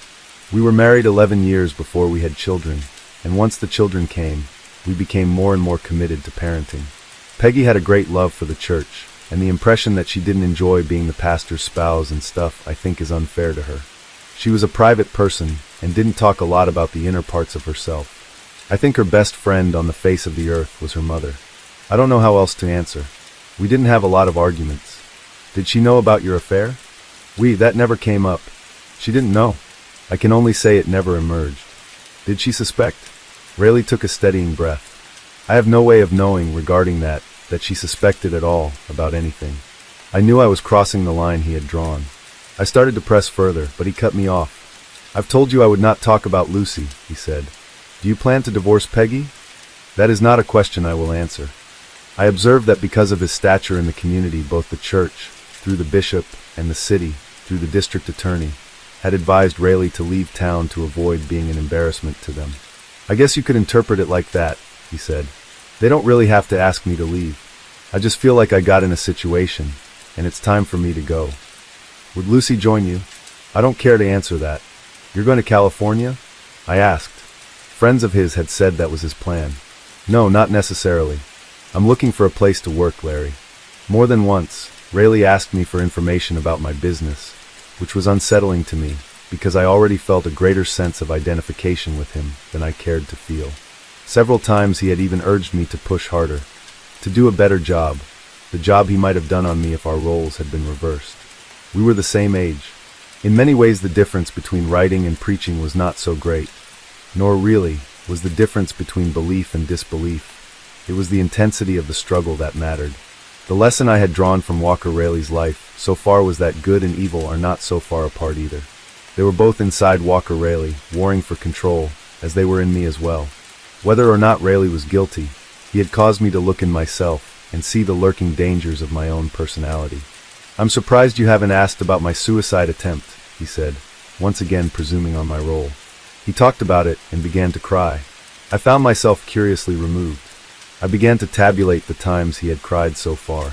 He had cried when he talked about the death of Bishop Goodrich. What I was aware of, here is the point that he cried, was the death of tradition. He came close to crying when he spoke about having to leave this office we were in, which was dear to him. He had cried when I asked him about his recent return to First Church for a memorial service for his babysitter, Janet Marshall, who had suddenly died of lupus in September. When I walked back into the sanctuary, he had said, "The first thing I saw was the pulpit, and I just kind of stood in the back, really, and at that point kind of lost consciousness of what was going on around me." Later in the day, when we were at lunch, he would cry when he remembered his neglected childhood. I didn't question the genuineness of those responses. These were real losses, of his tradition, his comfortable home, his profession, his childhood, and nearly his very life. But they seemed what? Was it fair of me to compare his losses against Peggy's? Against his children's? Why didn't he cry for them? What interested me about his suicide attempt was the note he left behind, in which he had spoken of demons. In First Church there had been much speculation about what Raleigh's demons might have been. Perhaps sex, certainly ambition. This is the usual Methodist metaphorical construction of biblical language. I asked Raleigh what demons meant to him. "Demons," he said, that's just not a word I use a lot. I've talked to you about depression, that's a demon. I've talked to you about a low self-esteem, that's a demon. I've talked to you about a great fear over the uncertainty of the future, that's a demon.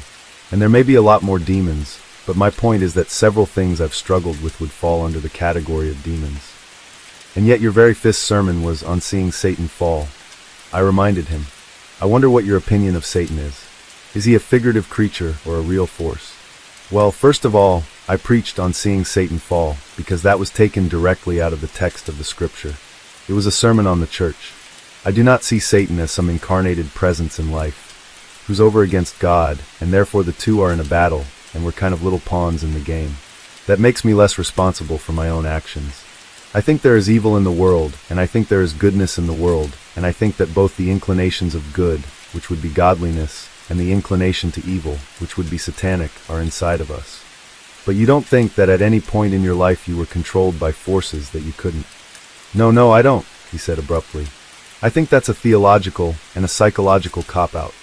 Raleigh turned the conversation back to the church, back to the moment when he had stood in the rear of the sanctuary at Janet Marshall's service.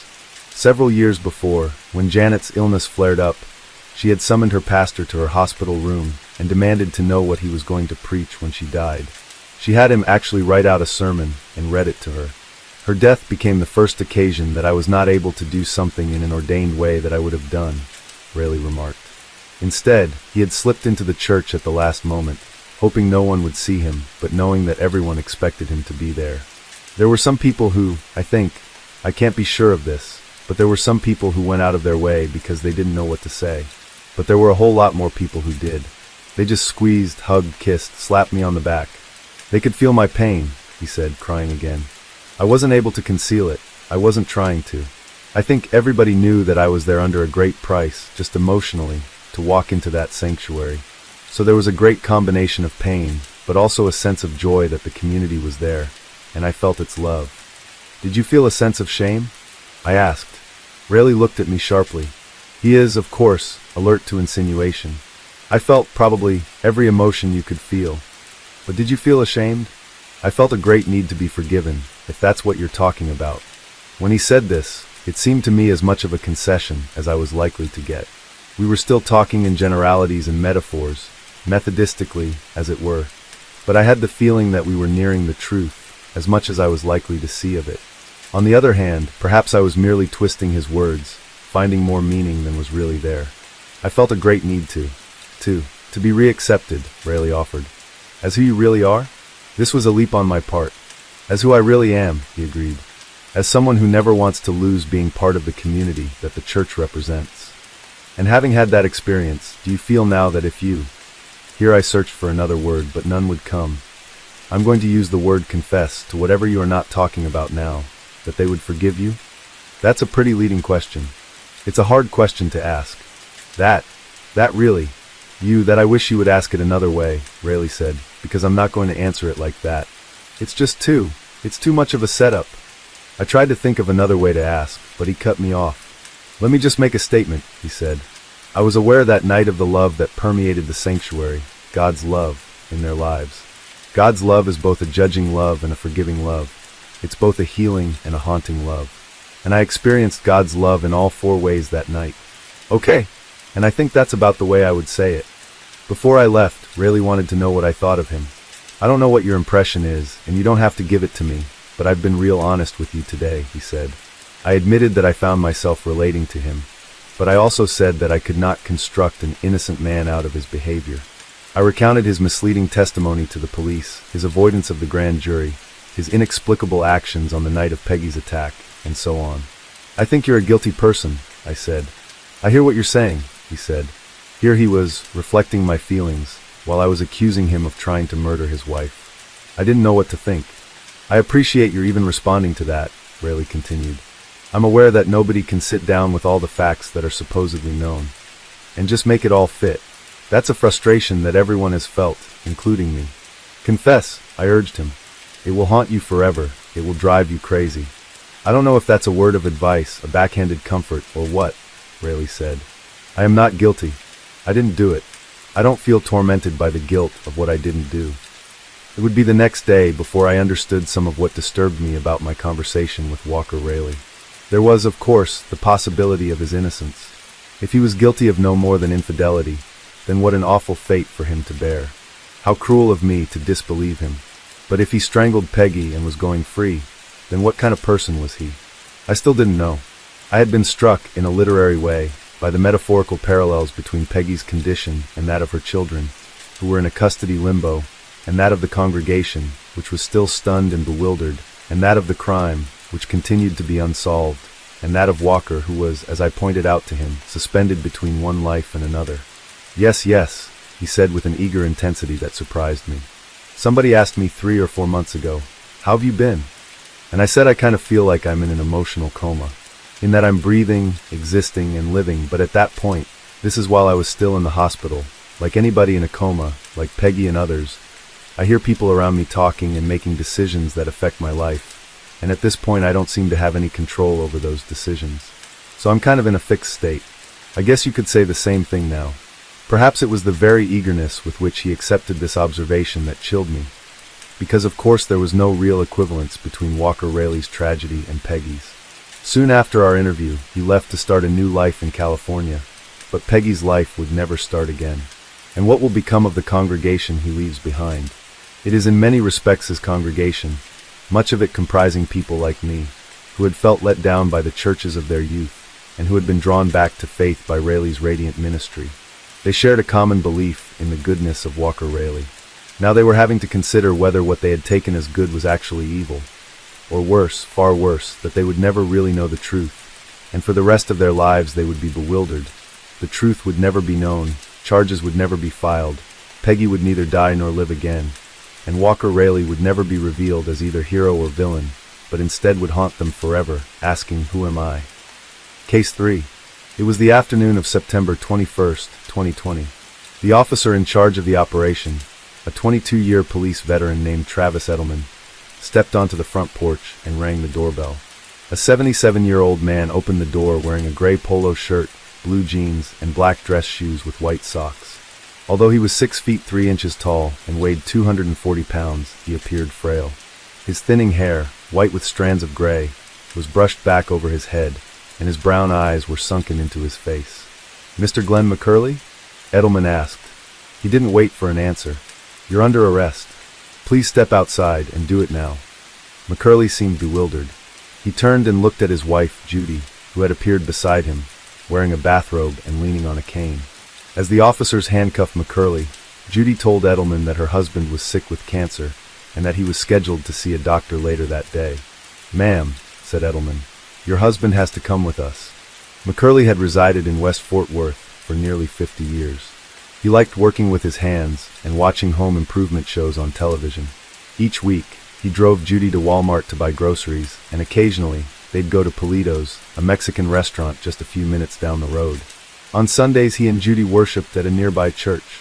He seemed to be a good man leading a quiet life. One woman had even sent a letter to the Fort Worth Star-Telegram praising him and Judy for returning her lost wallet. "The world needs more folks like this," she wrote. But detectives had developed an entirely different perspective on McCurley. They had compelling evidence that he was responsible for the notorious, unsolved murder of a teenage girl in 1974. And they suspected that wasn't McCurley's only heinous crime. They considered him a person of interest in at least 3 other killings of young women during the 70s and 80s. Carla Walker with Rodney McCoy, courtesy of the Walker family. In 1974, Carla Walker was a 17-year-old junior at Fort Worth's Western Hills High School. She was almost irrepressibly convivial, the kind of girl who smiled and said hello to just about everyone she saw in the hallways, a former schoolmate told me. Everyone at Western Hills liked Carla. Just 4'11", Carla had a thick mane of honey blonde hair that fell below her shoulders. She was dating Rodney McCoy, a wiry, good-natured kid who was quarterback of the football team. Rodney and Carla talked about enrolling together at Texas Tech University. She told her closest friends that she had no doubt she and Rodney would someday marry and start a family. The evening of February 16th, Rodney arrived at the Walkers' cozy home in Benbrook, in far west Fort Worth, to take Carla to the school's Valentine's Day dance. When Carla walked down the stairs from her bedroom, she was proudly wearing the promise ring he'd given her. He pinned a corsage to her powder blue dress, then drove her in his mother's car, a 1969 Ford LTD, to the school cafeteria, which had been decorated with pink streamers and paper hearts.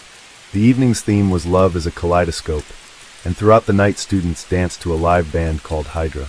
When the event ended, around 11:30, Rodney invited another couple to cruise Camp Bowie Boulevard and the Benbrook traffic circle with him and Carla. They stopped at a couple of teen hangouts, Mr. Quick Hamburgers and Taco Bell. Later, after dropping off the others, Rodney and Carla drove to a nearby bowling alley, Brunswick Ridgely Bowl, so that she could use the bathroom. When she climbed back into the car, they started kissing. Carla leaned back against the passenger door, using her purse as a pillow. Then the passenger door flew open. Rodney would later say that he caught a glimpse of a tall man with short brown hair. The assailant was wearing a vest.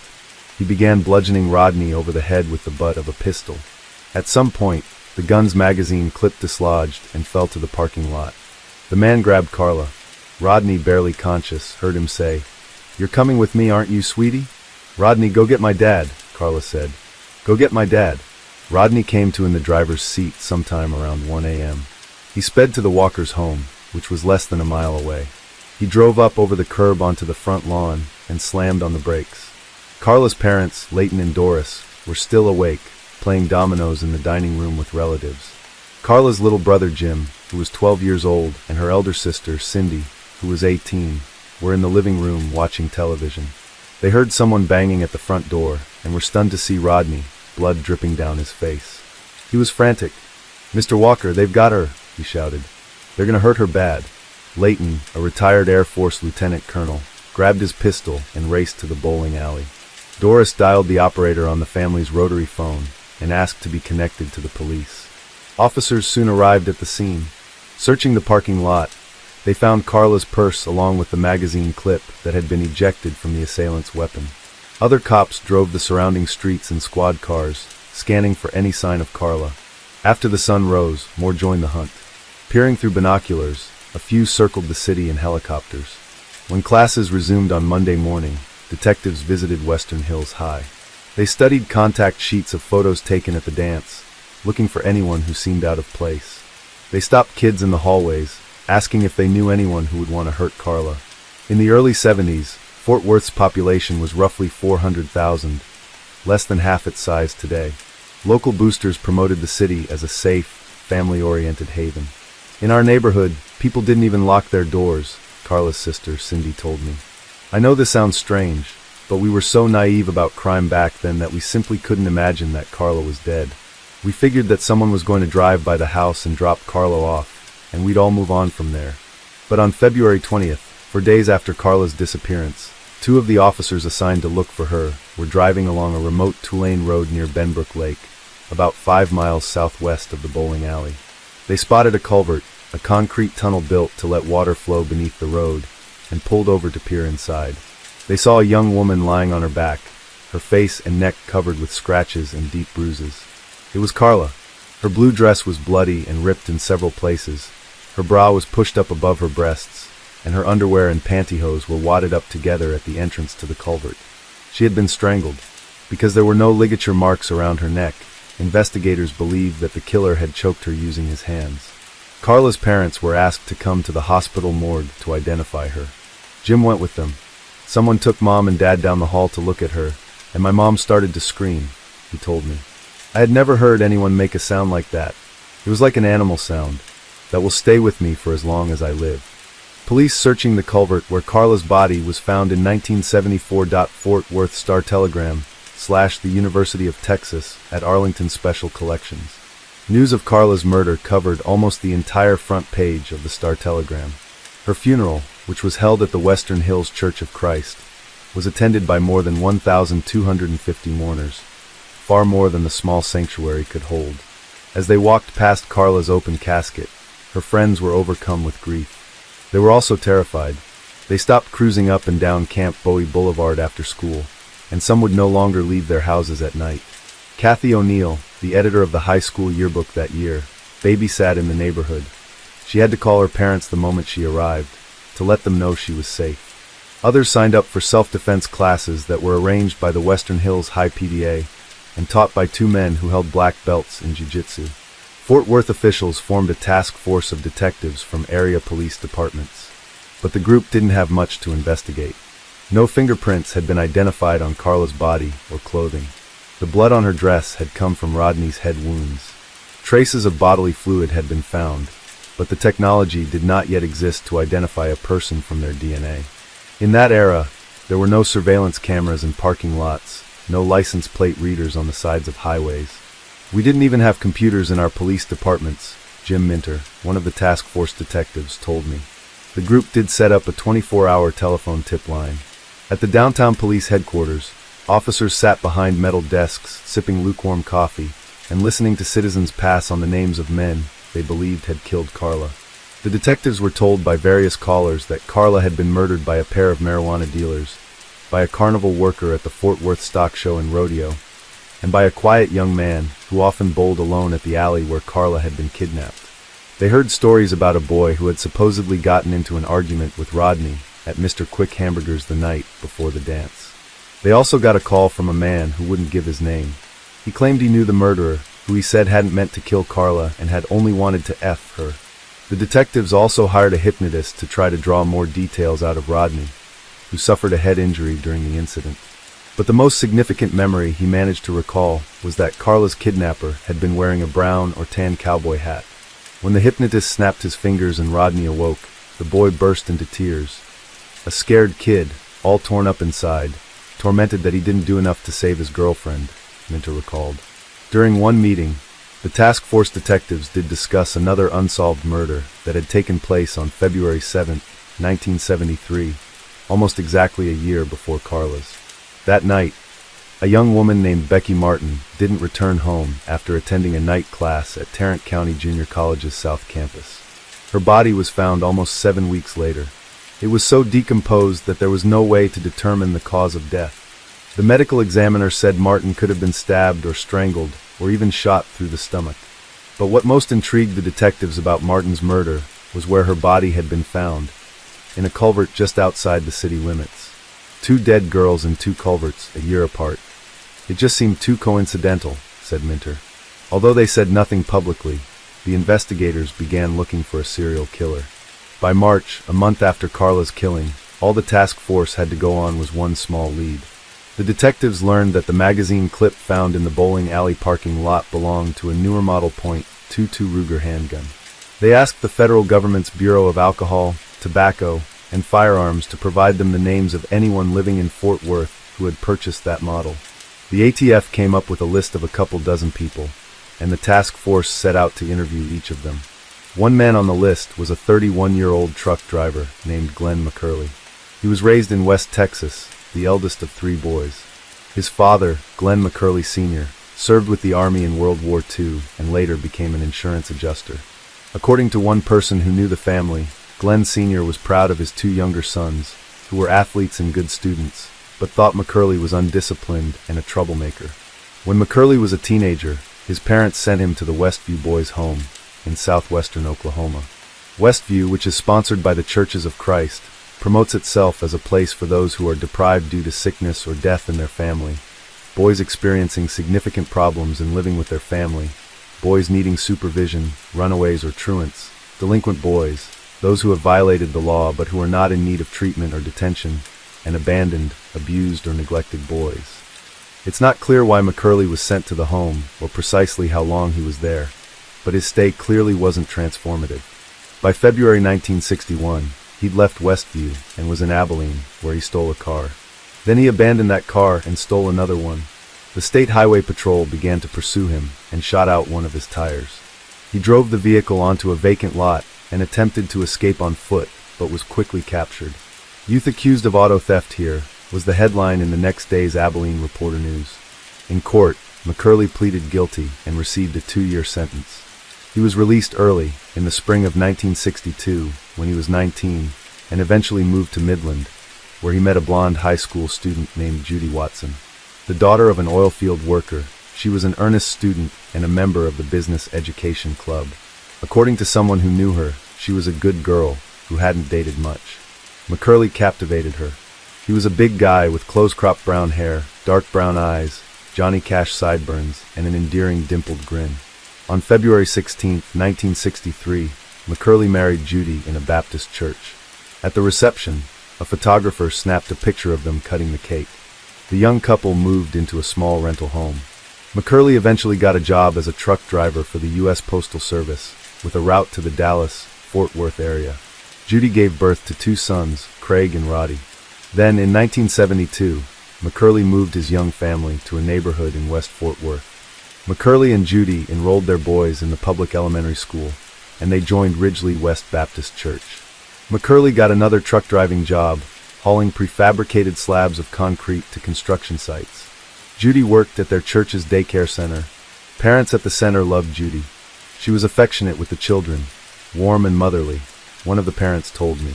McCurley wasn't as personable as his wife, but he maintained a good reputation. In his free time, he dropped by Ridgely West Baptist to mow the lawn and make any needed repairs around the church. He performed odd jobs for his neighbors, tinkering with their car engines and replacing faulty electrical wiring in their homes. One man who knew McCurley did note a distasteful habit. He'd see a pretty girl and say something like, "Take a look at that," he told me. But he never said anything vulgar about her, at least not to me. He wasn't, what's the word, creepy. In early March 1974, 2 detectives arrived at McCurley's home to interview him about his Ruger .22 pistol. When the officers asked about the gun, McCurley said it had been stolen 6 weeks earlier from his pickup truck while he was fishing. He then agreed to come downtown and take a polygraph test, which he passed. The task force promptly eliminated him as a potential suspect. "As much as it pains me to say this, we didn't think about McCurley again," Minter told me. An aerial view of Glenn McCurley's neighborhood in 2022. Photographed by Trevor Paulhus. By late spring 1974, investigators still had little to show for their work. The task force didn't officially disband, but many of the detectives were ordered by their supervisors to return to their other cases. Meanwhile, at Western Hills High, students raised money to pay for a memorial to Carla, a tile plaque of a cougar, the school's mascot, which administrators installed on the floor of the front hallway. Black ropes hanging from metal stanchions surrounded the plaque so that no one could walk on it.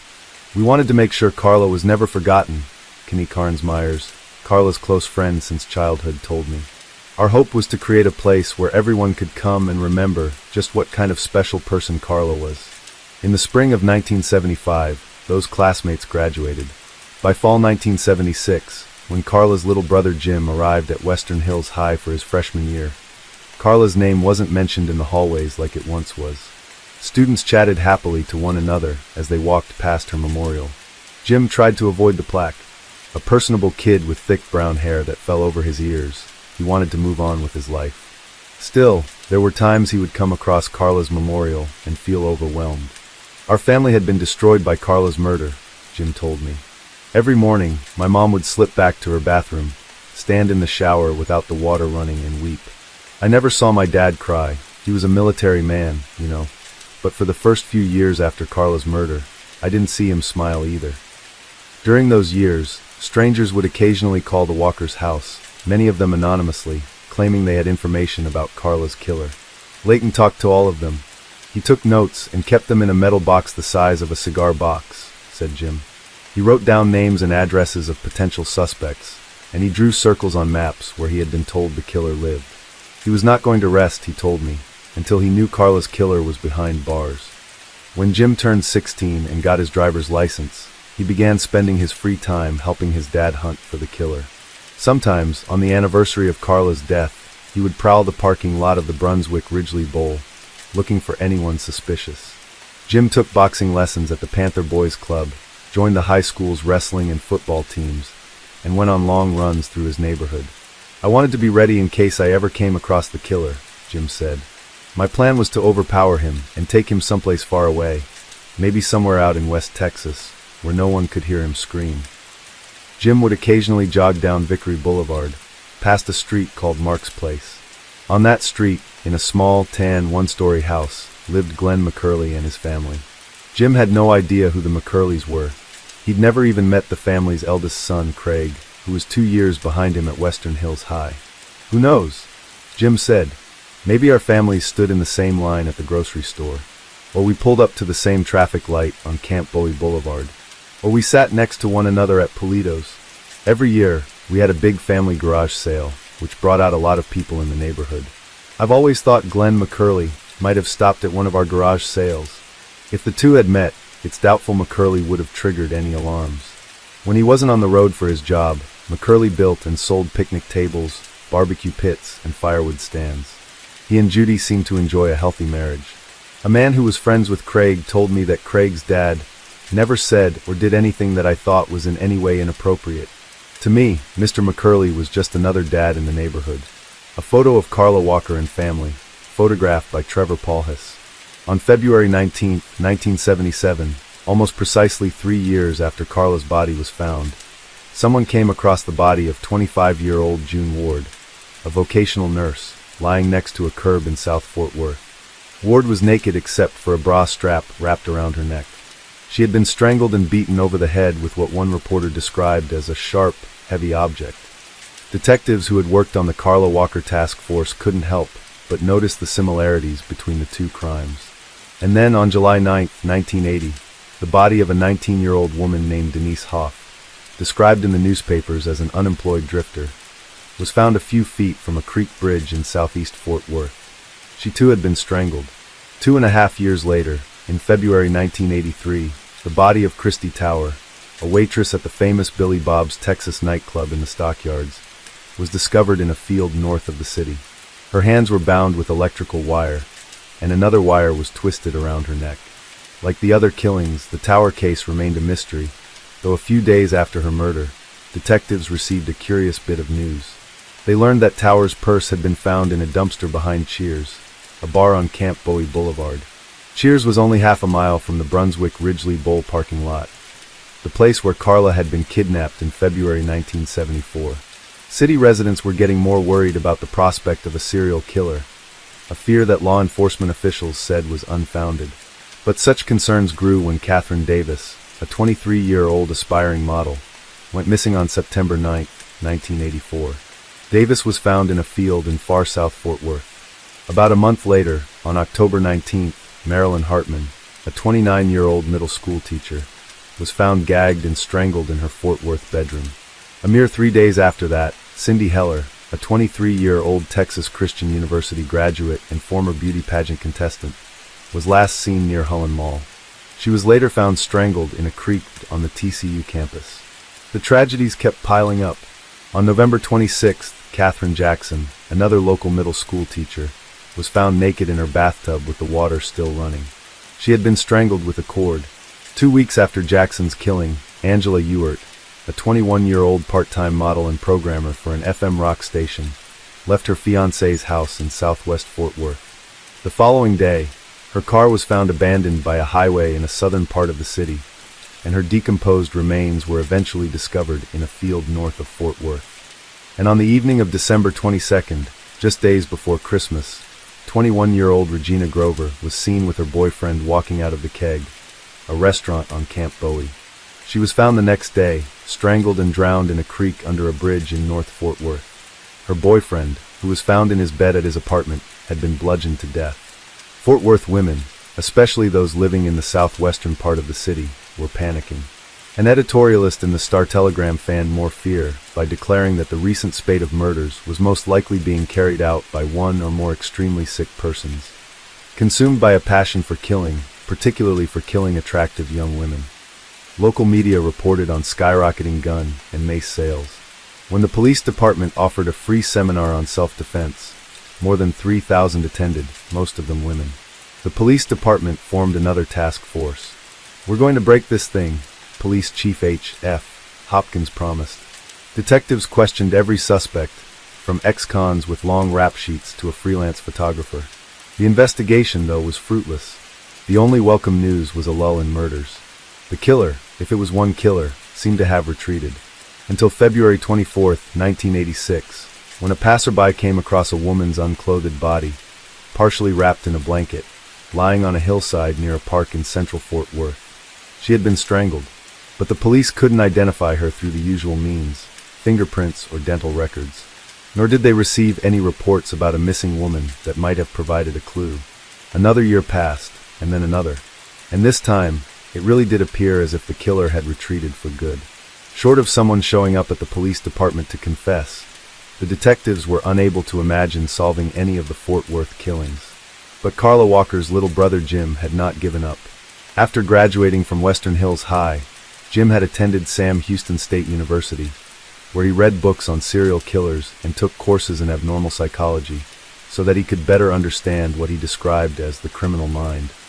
After he graduated from college, he moved back to Fort Worth and applied to become an officer with the city's police department. "My plan was to get promoted to detective, get my hands on Carla's files, and find her killer," he told me. During a training session at the academy's firing range, however, Jim noticed something wrong with his eyesight. A doctor later diagnosed him with a congenital eye condition. Forced to drop out of the academy, he went to work in security at a local office of defense contractor General Dynamics. But he continued hunting for Carla's killer. After his father died, in 1987, of a heart attack, Jim dug through the notes in Layton's metal box looking for new leads to pursue. After his mother died of Alzheimer's, in 2015, Jim purchased his parents' home and moved into it with his wife. "I wanted to be there in case somebody ever got a conscience at 3 a.m. and showed up to confess," he said. Jim also regularly called the Fort Worth Police Department's cold case unit to ask about developments in Carla's murder investigation. He always got the same answer: "Sorry, nothing new has emerged. We'll let you know when we get a break." When Jim called the unit in January 2018, he was 56 years old and working as a vocational rehabilitation counselor for the state of Texas. His eyesight had steadily deteriorated to the point that he needed a guide dog to help him get around. Jim left a voicemail. A detective named Leah Wagner returned the call. Wagner had joined the department in 2000, first working in patrol before being named detective in 2013. She eventually was promoted to the homicide division and focused on active cases. But in 2018, she moved to the cold case unit. Some cops have no patience for cold cases. They can't imagine spending their days hunkered down at a desk, poring over barely legible incident reports from years ago, searching for physical evidence that almost certainly no longer exists, and looking for witnesses who have moved away, forgotten what they saw, or died. Wagner, however, was intrigued by the work. "Your chances of success are never high, but I love that aha moment when you put the pieces of a puzzle together," she told me. "There's a thrill in figuring out something that up to that point nobody else has been able to solve." Wagner was, at that time, the sole staffer in the cold case unit. When Jim got her on the phone, she admitted to knowing nothing about Carla's case. Jim filled her in and added, "If the person who killed her is still alive, he's got to be getting on in years. Please, we're running out of daylight." Wagner's office, a small, windowless cubicle, adjoined a storage room filled with nearly 1,000 files documenting unsolved murders dating back to 1959. After speaking to Jim, Wagner went looking for Carla's files. They were on a bottom shelf, stuffed into 2 large brown banker's boxes. She started reading, but she didn't get far. Her supervisors sent her to take over the active cases of a detective who had fallen seriously ill. It wasn't until January 2019, a year after she'd first talked to Jim, that she returned to her cold case job. By then, more files had stacked up on her desk. She asked her supervisors for some help. They had the perfect solution. They sent her a reserve officer named Jeff Bennett. Reserve officers perform various duties for police departments, typically on a volunteer basis. Bennett, a trim, middle-aged man who works in the commercial construction business, had been helping the department since 1997, working mostly nights in the patrol division responding to 911 calls. "I liked my day job, but law enforcement was my passion," he told me. "I felt like it was my chance to make a contribution." Bennett had let his superiors know he was interested in doing detective work. His timing couldn't have been better. He was sent to the cold case unit, where Wagner showed him the Carla Walker boxes. Bennett carried them to his home office and immediately began reading. There were original police reports, an autopsy report, and summations of interviews that detectives had conducted with friends and acquaintances of Carla. He worked obsessively, sometimes through the night, and eventually came up with an exhaustive list of roughly 80 people of interest he thought would be worth re-interviewing. Wagner and Bennett asked Jim and his older sister, Cindy, to come downtown so they could introduce themselves. Jim brought along his guide dog, a black Labrador retriever named Cassie, who lay quietly on the floor as he sat down to talk with the officers. The detectives asked Jim and Cindy if they had any hunches about who might have killed Carla. "We have no idea," Jim replied. Cindy told the investigators she now had 4 grandchildren. "And I'm still scared of letting them out of my sight," she confided, wiping tears from her eyes. "All we want to know is who did it and why." The detectives began the laborious process of tracking down everyone on Bennett's list. Among those they re-interviewed was Carla's then-boyfriend, Rodney McCoy, who had moved to Alaska as soon as he graduated from high school to work on an oil rig, telling his family that he needed to get as far away from Fort Worth as possible. He eventually returned to Texas and was living near Austin when Wagner and Bennett reached him. To try to locate new witnesses, investigators posted a message on the police department's Facebook page.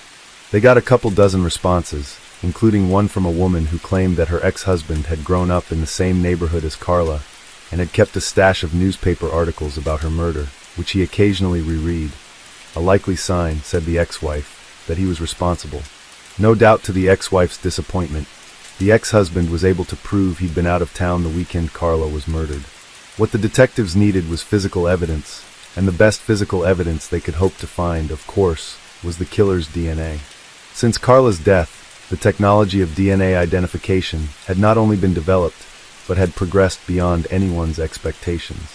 There were now even laboratories that specialized in genealogical mapping, in which technicians use freely accessible databases to link DNA from an unknown person to the DNA of that person's relatives. Fortunately for Wagner and Bennett, Carla's dress and other clothing she'd worn the night of her murder had been carefully packed away in paper bags in the police department's evidence lab, which meant there was a chance that technicians could still turn up a usable sample of DNA. After all these years, however, there was no way of knowing whether the DNA had degraded, which would prevent the technicians from compiling a full genetic profile of Carla's killer. What's more, conducting DNA tests on Carla's clothes could cost the Fort Worth Police Department as much as $20,000, money that was more likely to go toward active cases. Wagner and Bennett were determined to find at least one good lead, but they knew the odds were against them. Then their investigation took an unpredictable turn. Vincent Strange was a 40-year-old Fort Worth aerospace technician and true crime buff. He had a neatly trimmed beard and tattoos covering both arms, and he often wore black t-shirts featuring various punk bands. Strange, by the way, is a pseudonym. He prefers to keep his real name private. One day in 2017, he told his wife, Erica, that he planned to create a podcast about unsolved murders in Texas. He said his first story was going to be about Carla Walker, whose murder he had read about while poking around the internet. Strange set up some inexpensive recording equipment in a bedroom in his home and began interviewing Jim and Cindy and a couple of Carla's friends. He and Erica wrote the script, and Jim voiced it himself, sounding a little like the horror movie actor Vincent Price, only with a Texas accent. The show, called Gone Cold Podcast, Texas True Crime, had a small audience at first, but one person who did listen to it was Diane Kuykendall, a retired mail clerk for the U.S. Postal Service in Fort Worth. I had gone to high school with Carla, she told me. We didn't know each other at all, but she had always smiled at me in the hallway. She made me feel good, the popular girl talking to someone like me. Listening to the podcast, I thought, I wish there was some way I could pay her back. Kuykendall decided to fly to Nashville to attend CrimeCon, an annual 3-day true crime convention that most recently attracted some 5,000 fans, the majority of them women, who flocked to see celebrity authors, podcasters, and broadcasters. She brought along 80 copies of a pamphlet she'd written about Carla's case, which was based mostly on Strange's podcast.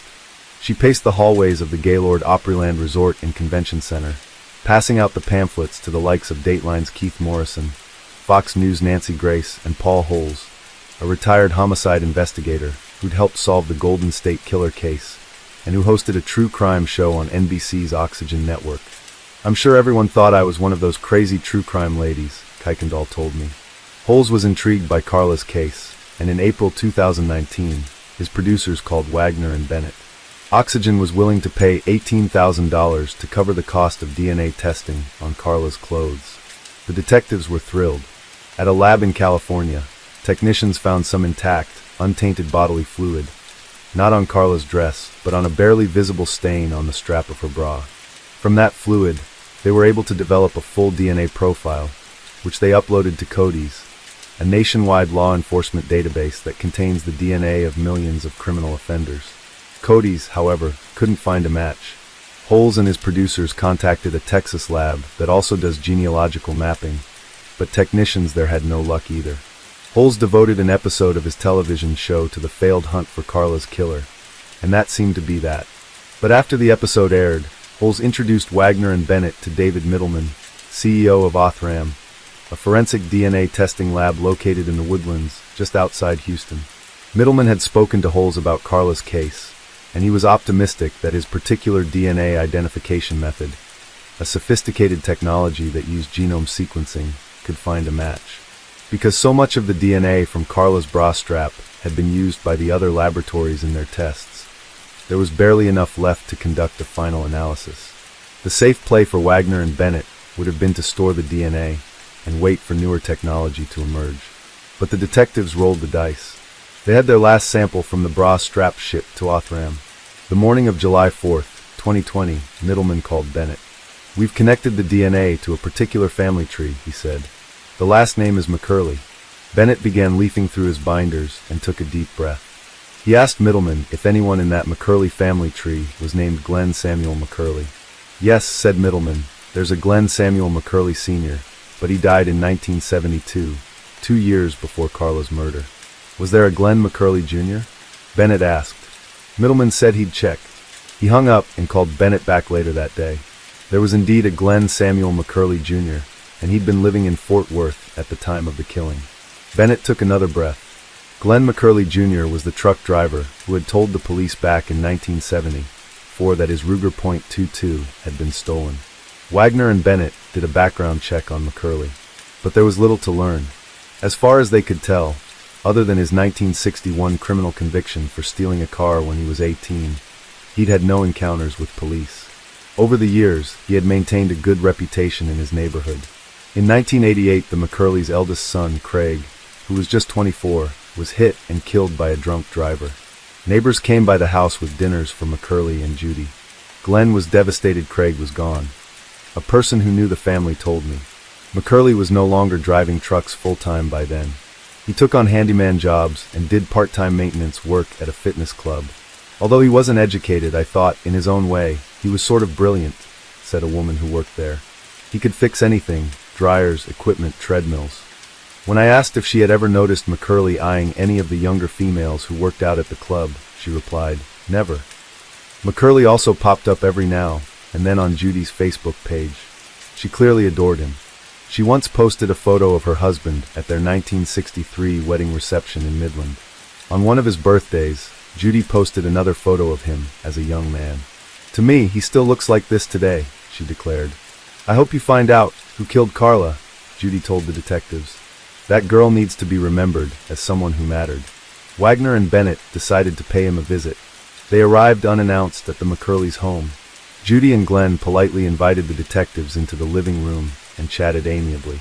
Wagner and Bennett were recording the conversation. McCurley talked about his old truck driving gigs. Judy said she had spent 32 years at Ridgely West Baptist's daycare program, finally retiring in 2004 because of health issues. She also mentioned that her husband suffered from diabetes and that he'd recently had surgery to remove a tumor the size of a quarter on his liver. We're not ready for this, Judy said of his cancer. Judy kept on. She told the detectives about Craig's death. We've had our ups and downs. She said that their younger son Roddy lived with his wife and children outside Fort Worth. Finally, McCurley asked the detectives, his voice raspy, "What do y'all want to talk about?" "We're going to take you way, way back," Wagner said. "Back in 1974, y'all were living here at the time, so you may have heard about it. There was a young lady kidnapped from a bowling alley." "I know exactly which one you're talking about," Judy immediately said. "Carla Walker." Judy later told the detectives she could remember where the Walker family lived, on Williams Road. "They kept her room the same way it was," she said. "They kept her car still parked in the driveway for years and years. You'd drive by and see that car parked in the driveway. It was just absolutely heartbreaking." Wagner said that she and Bennett had reopened the murder investigation and were contacting those who had been interviewed by the police in 1974. "It's a huge case," she said, "and we saw at one point they talked to you, Mr. McCurley." Wagner asked McCurley if she could take a DNA sample. It would be the easiest way to eliminate him as a suspect, she explained. McCurley hesitated. Then he took a pen, signed a consent form, and opened his mouth so Wagner could dab the inside of his cheek with a Q-tip. Looking on, Judy told the detectives, "I hope you find out who killed Carla. That girl needs to be remembered as someone who mattered." A culvert at Benbrook Lake in 2022. Photographed by Trevor Paulhus. 11 days later, after lab techs verified that the DNA from McCurley's cheek perfectly matched the DNA found on Carla's bra strap, the members of the U.S. Marshals North Texas Fugitive Task Force arrived at his house to arrest him. He was driven downtown to the police department, where he waived his right to have a lawyer present during his interrogation. For several minutes, he sat alone in an interview room. Wagner and Bennett walked in. "Hi," said Wagner. "Do you remember us?" She placed a photo of Carla on the table. "We are here to discuss the murder of this young lady." McCurley looked briefly at the picture. "I don't know who she is," he said. Bennett pointed at the photo and said, "Mr. McCurley, can you look at that picture and just tell us for sure that you do not know who she is?" McCurley picked it up and examined it more closely. "I've never seen her before," he said. "I wouldn't know her if she was standing beside me." "Carla was 17 years old," Wagner said. "She had a family. She had a boyfriend that she was going to marry. And you took that away from her." Wagner continued, referencing McCurley's cancer. "You are sick," she said. "How are you going to make things right before you pass away if you don't admit to the things that you've done?" Bennett leaned forward in his chair and asked McCurley who else he might have killed. "There were a lot of homicides that occurred during that time," he said. "And we're trying to find out if you're this mean, ugly serial killer, or if this is just something that happened that night and was a mistake."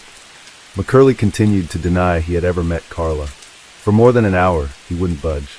Then Wagner tried a different approach. "I imagine it's been difficult to keep this from your wife all these years," she said. "Y'all have been married for over 50-something years. I'm sure she's your best friend. You do everything together. You tell her everything, and you've had this one secret that you've kept all this time. We know that you want to get this off your chest," Bennett added. "It's been too long. It's been too many years. Her family deserves answers." McCurley finally began to crack. "Then I go to the electric chair," he said, his voice barely audible. "I get hung or whatever." He said that if he were sent away to prison, "I can't take care of my wife." Wagner assured him that his son Roddy would watch after Judy. "You know why?" she asked. "Because I think you raised him to be that kind of man." McCurley fixed his gaze on the floor. He barely moved. "Okay," he said, tears welling in his eyes. "I did do it, I guess." He told the detectives that on the afternoon of February 16, 1974, he'd drunk whiskey and beer for several hours. He said he began driving around and parked in some parking lots. At one point, he drove to the bowling ball place. It seemed as if McCurley were about to confess. Instead, he told the detectives he'd heard a girl screaming in a nearby car. I went over there to see if I could help. This big guy had her up and against the door, jerking her around. McCurley said he opened the front passenger door, got into a tussle with the boy, pushed him off Carla, led her back to his car, and then drove her to another parking lot. She started hugging me, thanking me, and one thing led to another, said McCurley. I did have sex with her. He claimed he then let her out of the car. I don't remember too much from there on. Doing her best to appear sympathetic to him, Wagner told McCurley that she and Bennett had learned Carla was a virgin. If she wasn't having sex with her high school boyfriend, Wagner said, people are going to have a really hard time believing that she was going to willingly have sex with you. McCurley repeatedly denied that he had raped Carla, but he did say that after they finished having sex, he started choking her because he was afraid she'd tell on me or something.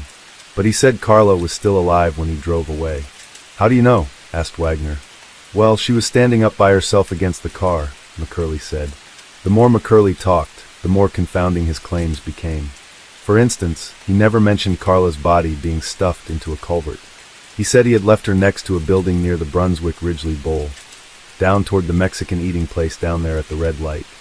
Bennett wondered if McCurley was mixing up the details of Carla's killing with a different murder.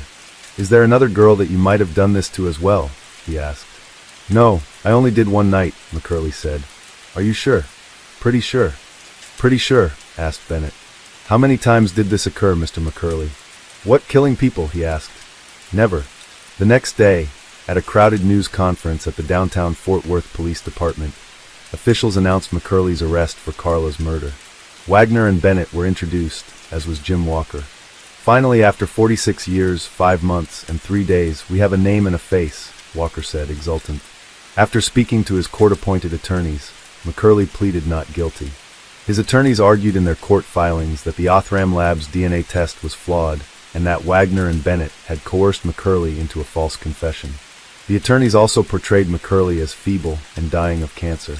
This man poses no threat to anyone, one of the lawyers told me. As far as I can tell, he has led an utterly uneventful life. Prosecutors, however, persuaded a judge to set McCurley's bond at $500,000. To just look at him and say he's sick, or he is old, or he hasn't had a criminal history isn't the proper analysis in this case, said Kimberly DeVignon, an assistant district attorney with the Tarrant County District Attorney's Office. You have to go back and consider the heinousness of this crime and the impact it had on Fort Worth in 1974.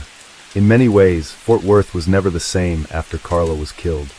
9 months later, on June 16, 2021, at the first pretrial hearing open to the public, Judy and her son Roddy showed up.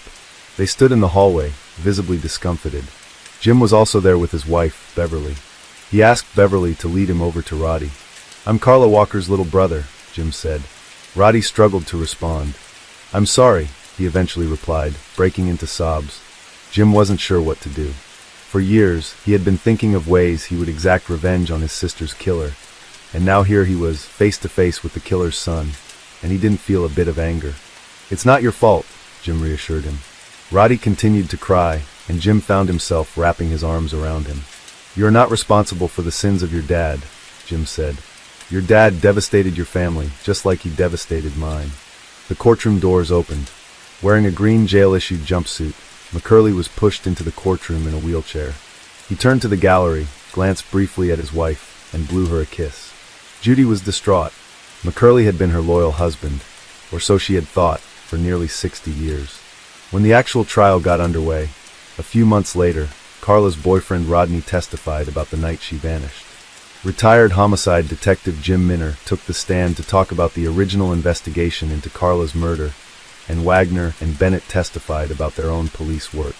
Prosecutors DeVignon and Emily Dixon unfolded the powder blue dress Carla had been wearing the night she was abducted and presented it to the jury. They also played 3 hours of the videotaped interview that Wagner and Bennett had conducted with McCurley after his arrest. And then the prosecutors revealed a surprise piece of evidence, McCurley's .22 Ruger, which he claimed had been stolen. Police had discovered it during a search of his home, hidden away in a compartment above a door. The case, of course, was open and shut.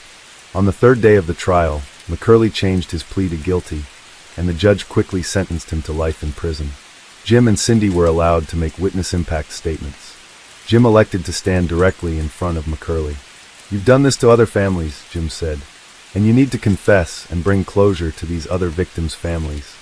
McCurley kept his eyes fixed on the floor. McCurley at the Gibb Lewis unit in December 2021. Photographed by Trevor Paulhus.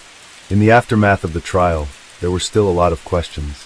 Why would Glenn McCurley, a man with no violent criminal record, have committed such a sadistic murder? Was it an impulsive, drunken act? Or was McCurley a depraved serial killer who was also responsible for the murders of other young Fort Worth women?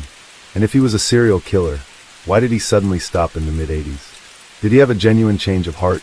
Was that even possible? Wagner and Bennett told reporters that they were investigating McCurley for possible connections to a handful of other slayings, including the February 1973 murder of Becky Martin, the junior college student who went missing almost exactly 1 year before Carla's abduction. Hoping to raise money to pay for DNA testing of yet more cold cases, Bennett formed a non-profit foundation called the FWPD Cold Case Support Group. Jim Walker himself joined the board, promising to donate to the foundation some of the profits from the sale of his family home, which he plans to put on the market in a couple of years. I don't need to be living here anymore, thinking about my mom crying in her bathroom, or my dad with his metal box, he told me recently. I don't need to be reminded of Carla's murder every time I walk down the hallway. It's time to let things go. When I asked after his wife and his son, McCurley said they hadn't written or visited. I guess they now believe I did all those things the police said I did. Judy, Roddy, and other members of McCurley's family declined my interview requests. This past December, however, McCurley let me visit him at the Gibb Lewis unit, the prison where he's incarcerated, about an hour north of Beaumont in the far east Texas town of Woodville. I met him in one of the prison's visitation rooms, where we were separated by glass. He was still in his wheelchair, and his health had visibly declined. "It's all the cancer," he said. "I can't imagine that I have too much longer to live." When I asked after his wife and his son, McCurley said they hadn't written or visited. I guess they now believe I did all those things the police said I did. It's all a bunch of lies, you know. He seemed close to tears. I'm no desperado. I never did anything violent. I never hurt any woman. He paused for a few seconds. Why would I want to kill a woman? During our hour together, McCurley gave me no hints about why he had strangled Carla, or anyone else, for that matter. When I asked about his childhood, he said he'd gotten along fine with his parents, and that the only trouble he got into was a few fights at school. My parents didn't want me to make a career out of it, so they sent me to the boys' home, he said. He told me that when he met Judy, she was a blonde-headed gal, and she was from a nice family and was a nice girl, and I just fell in love with her. His sons, he said, were special boys. He paused again. I was lucky to have a nice family. When I asked him about the night Carla was murdered, he told me the same story he'd told Wagner and Bennett, except for one major change. He said he and Carla, whom he called that girl, never had sex, but rather that he drove her to another parking lot, cleaned her up, and returned her to the bowling alley, where some of her friends were waiting. I didn't put a hand on her, he said. That's ridiculous, McCurley continued. And that girl I saved wasn't wearing a blue prom dress. That's a lie the police told. She had on some pedal pusher pants and a brown sweater and some kind of white-looking shoes. Like Bennett, I couldn't help but think that McCurley's memory was slipping and that he was recalling a separate crime. Are you sure that's what Carla was wearing? I asked. It was a long time ago. McCurley gave me an obstinate stare. I remember what she wore, he said. Why then, I asked, did he end his own trial with a guilty plea? I'd had enough hounding, he said, exasperated. The judge wouldn't let me talk. Everybody believed that policewoman and policeman, but nobody was hearing my side of the story. We kept talking. I mentioned the names of the other women that Wagner and Bennett suspected him of murdering. I didn't kill any of those girls, he said. Not one of them. I've never killed anything except for some birds and deer. And if I did kill those girls, wouldn't I have tried to hide? I've had the same phone number in Fort Worth for 50 years. It's bullshit what the police say about me. At one point, I suggested that if one man had murdered Carla and all those other young women, he must have been ingenious to repeatedly escape the scrutiny of multiple police task forces. For a moment, McCurley looked directly at me. I thought he was about to say something, but instead he shook his head. A guard arrived. My hour with McCurley was up, and I realized I had learned nothing new about him. I raised my hand and said goodbye. Then he beckoned to me, indicating he had one more thing to say. I'm sorry I cussed a little bit right then, saying the word bullshit to you, he told me. He looked stricken. I'm not the kind of man who cusses in front of others. And then he was gone.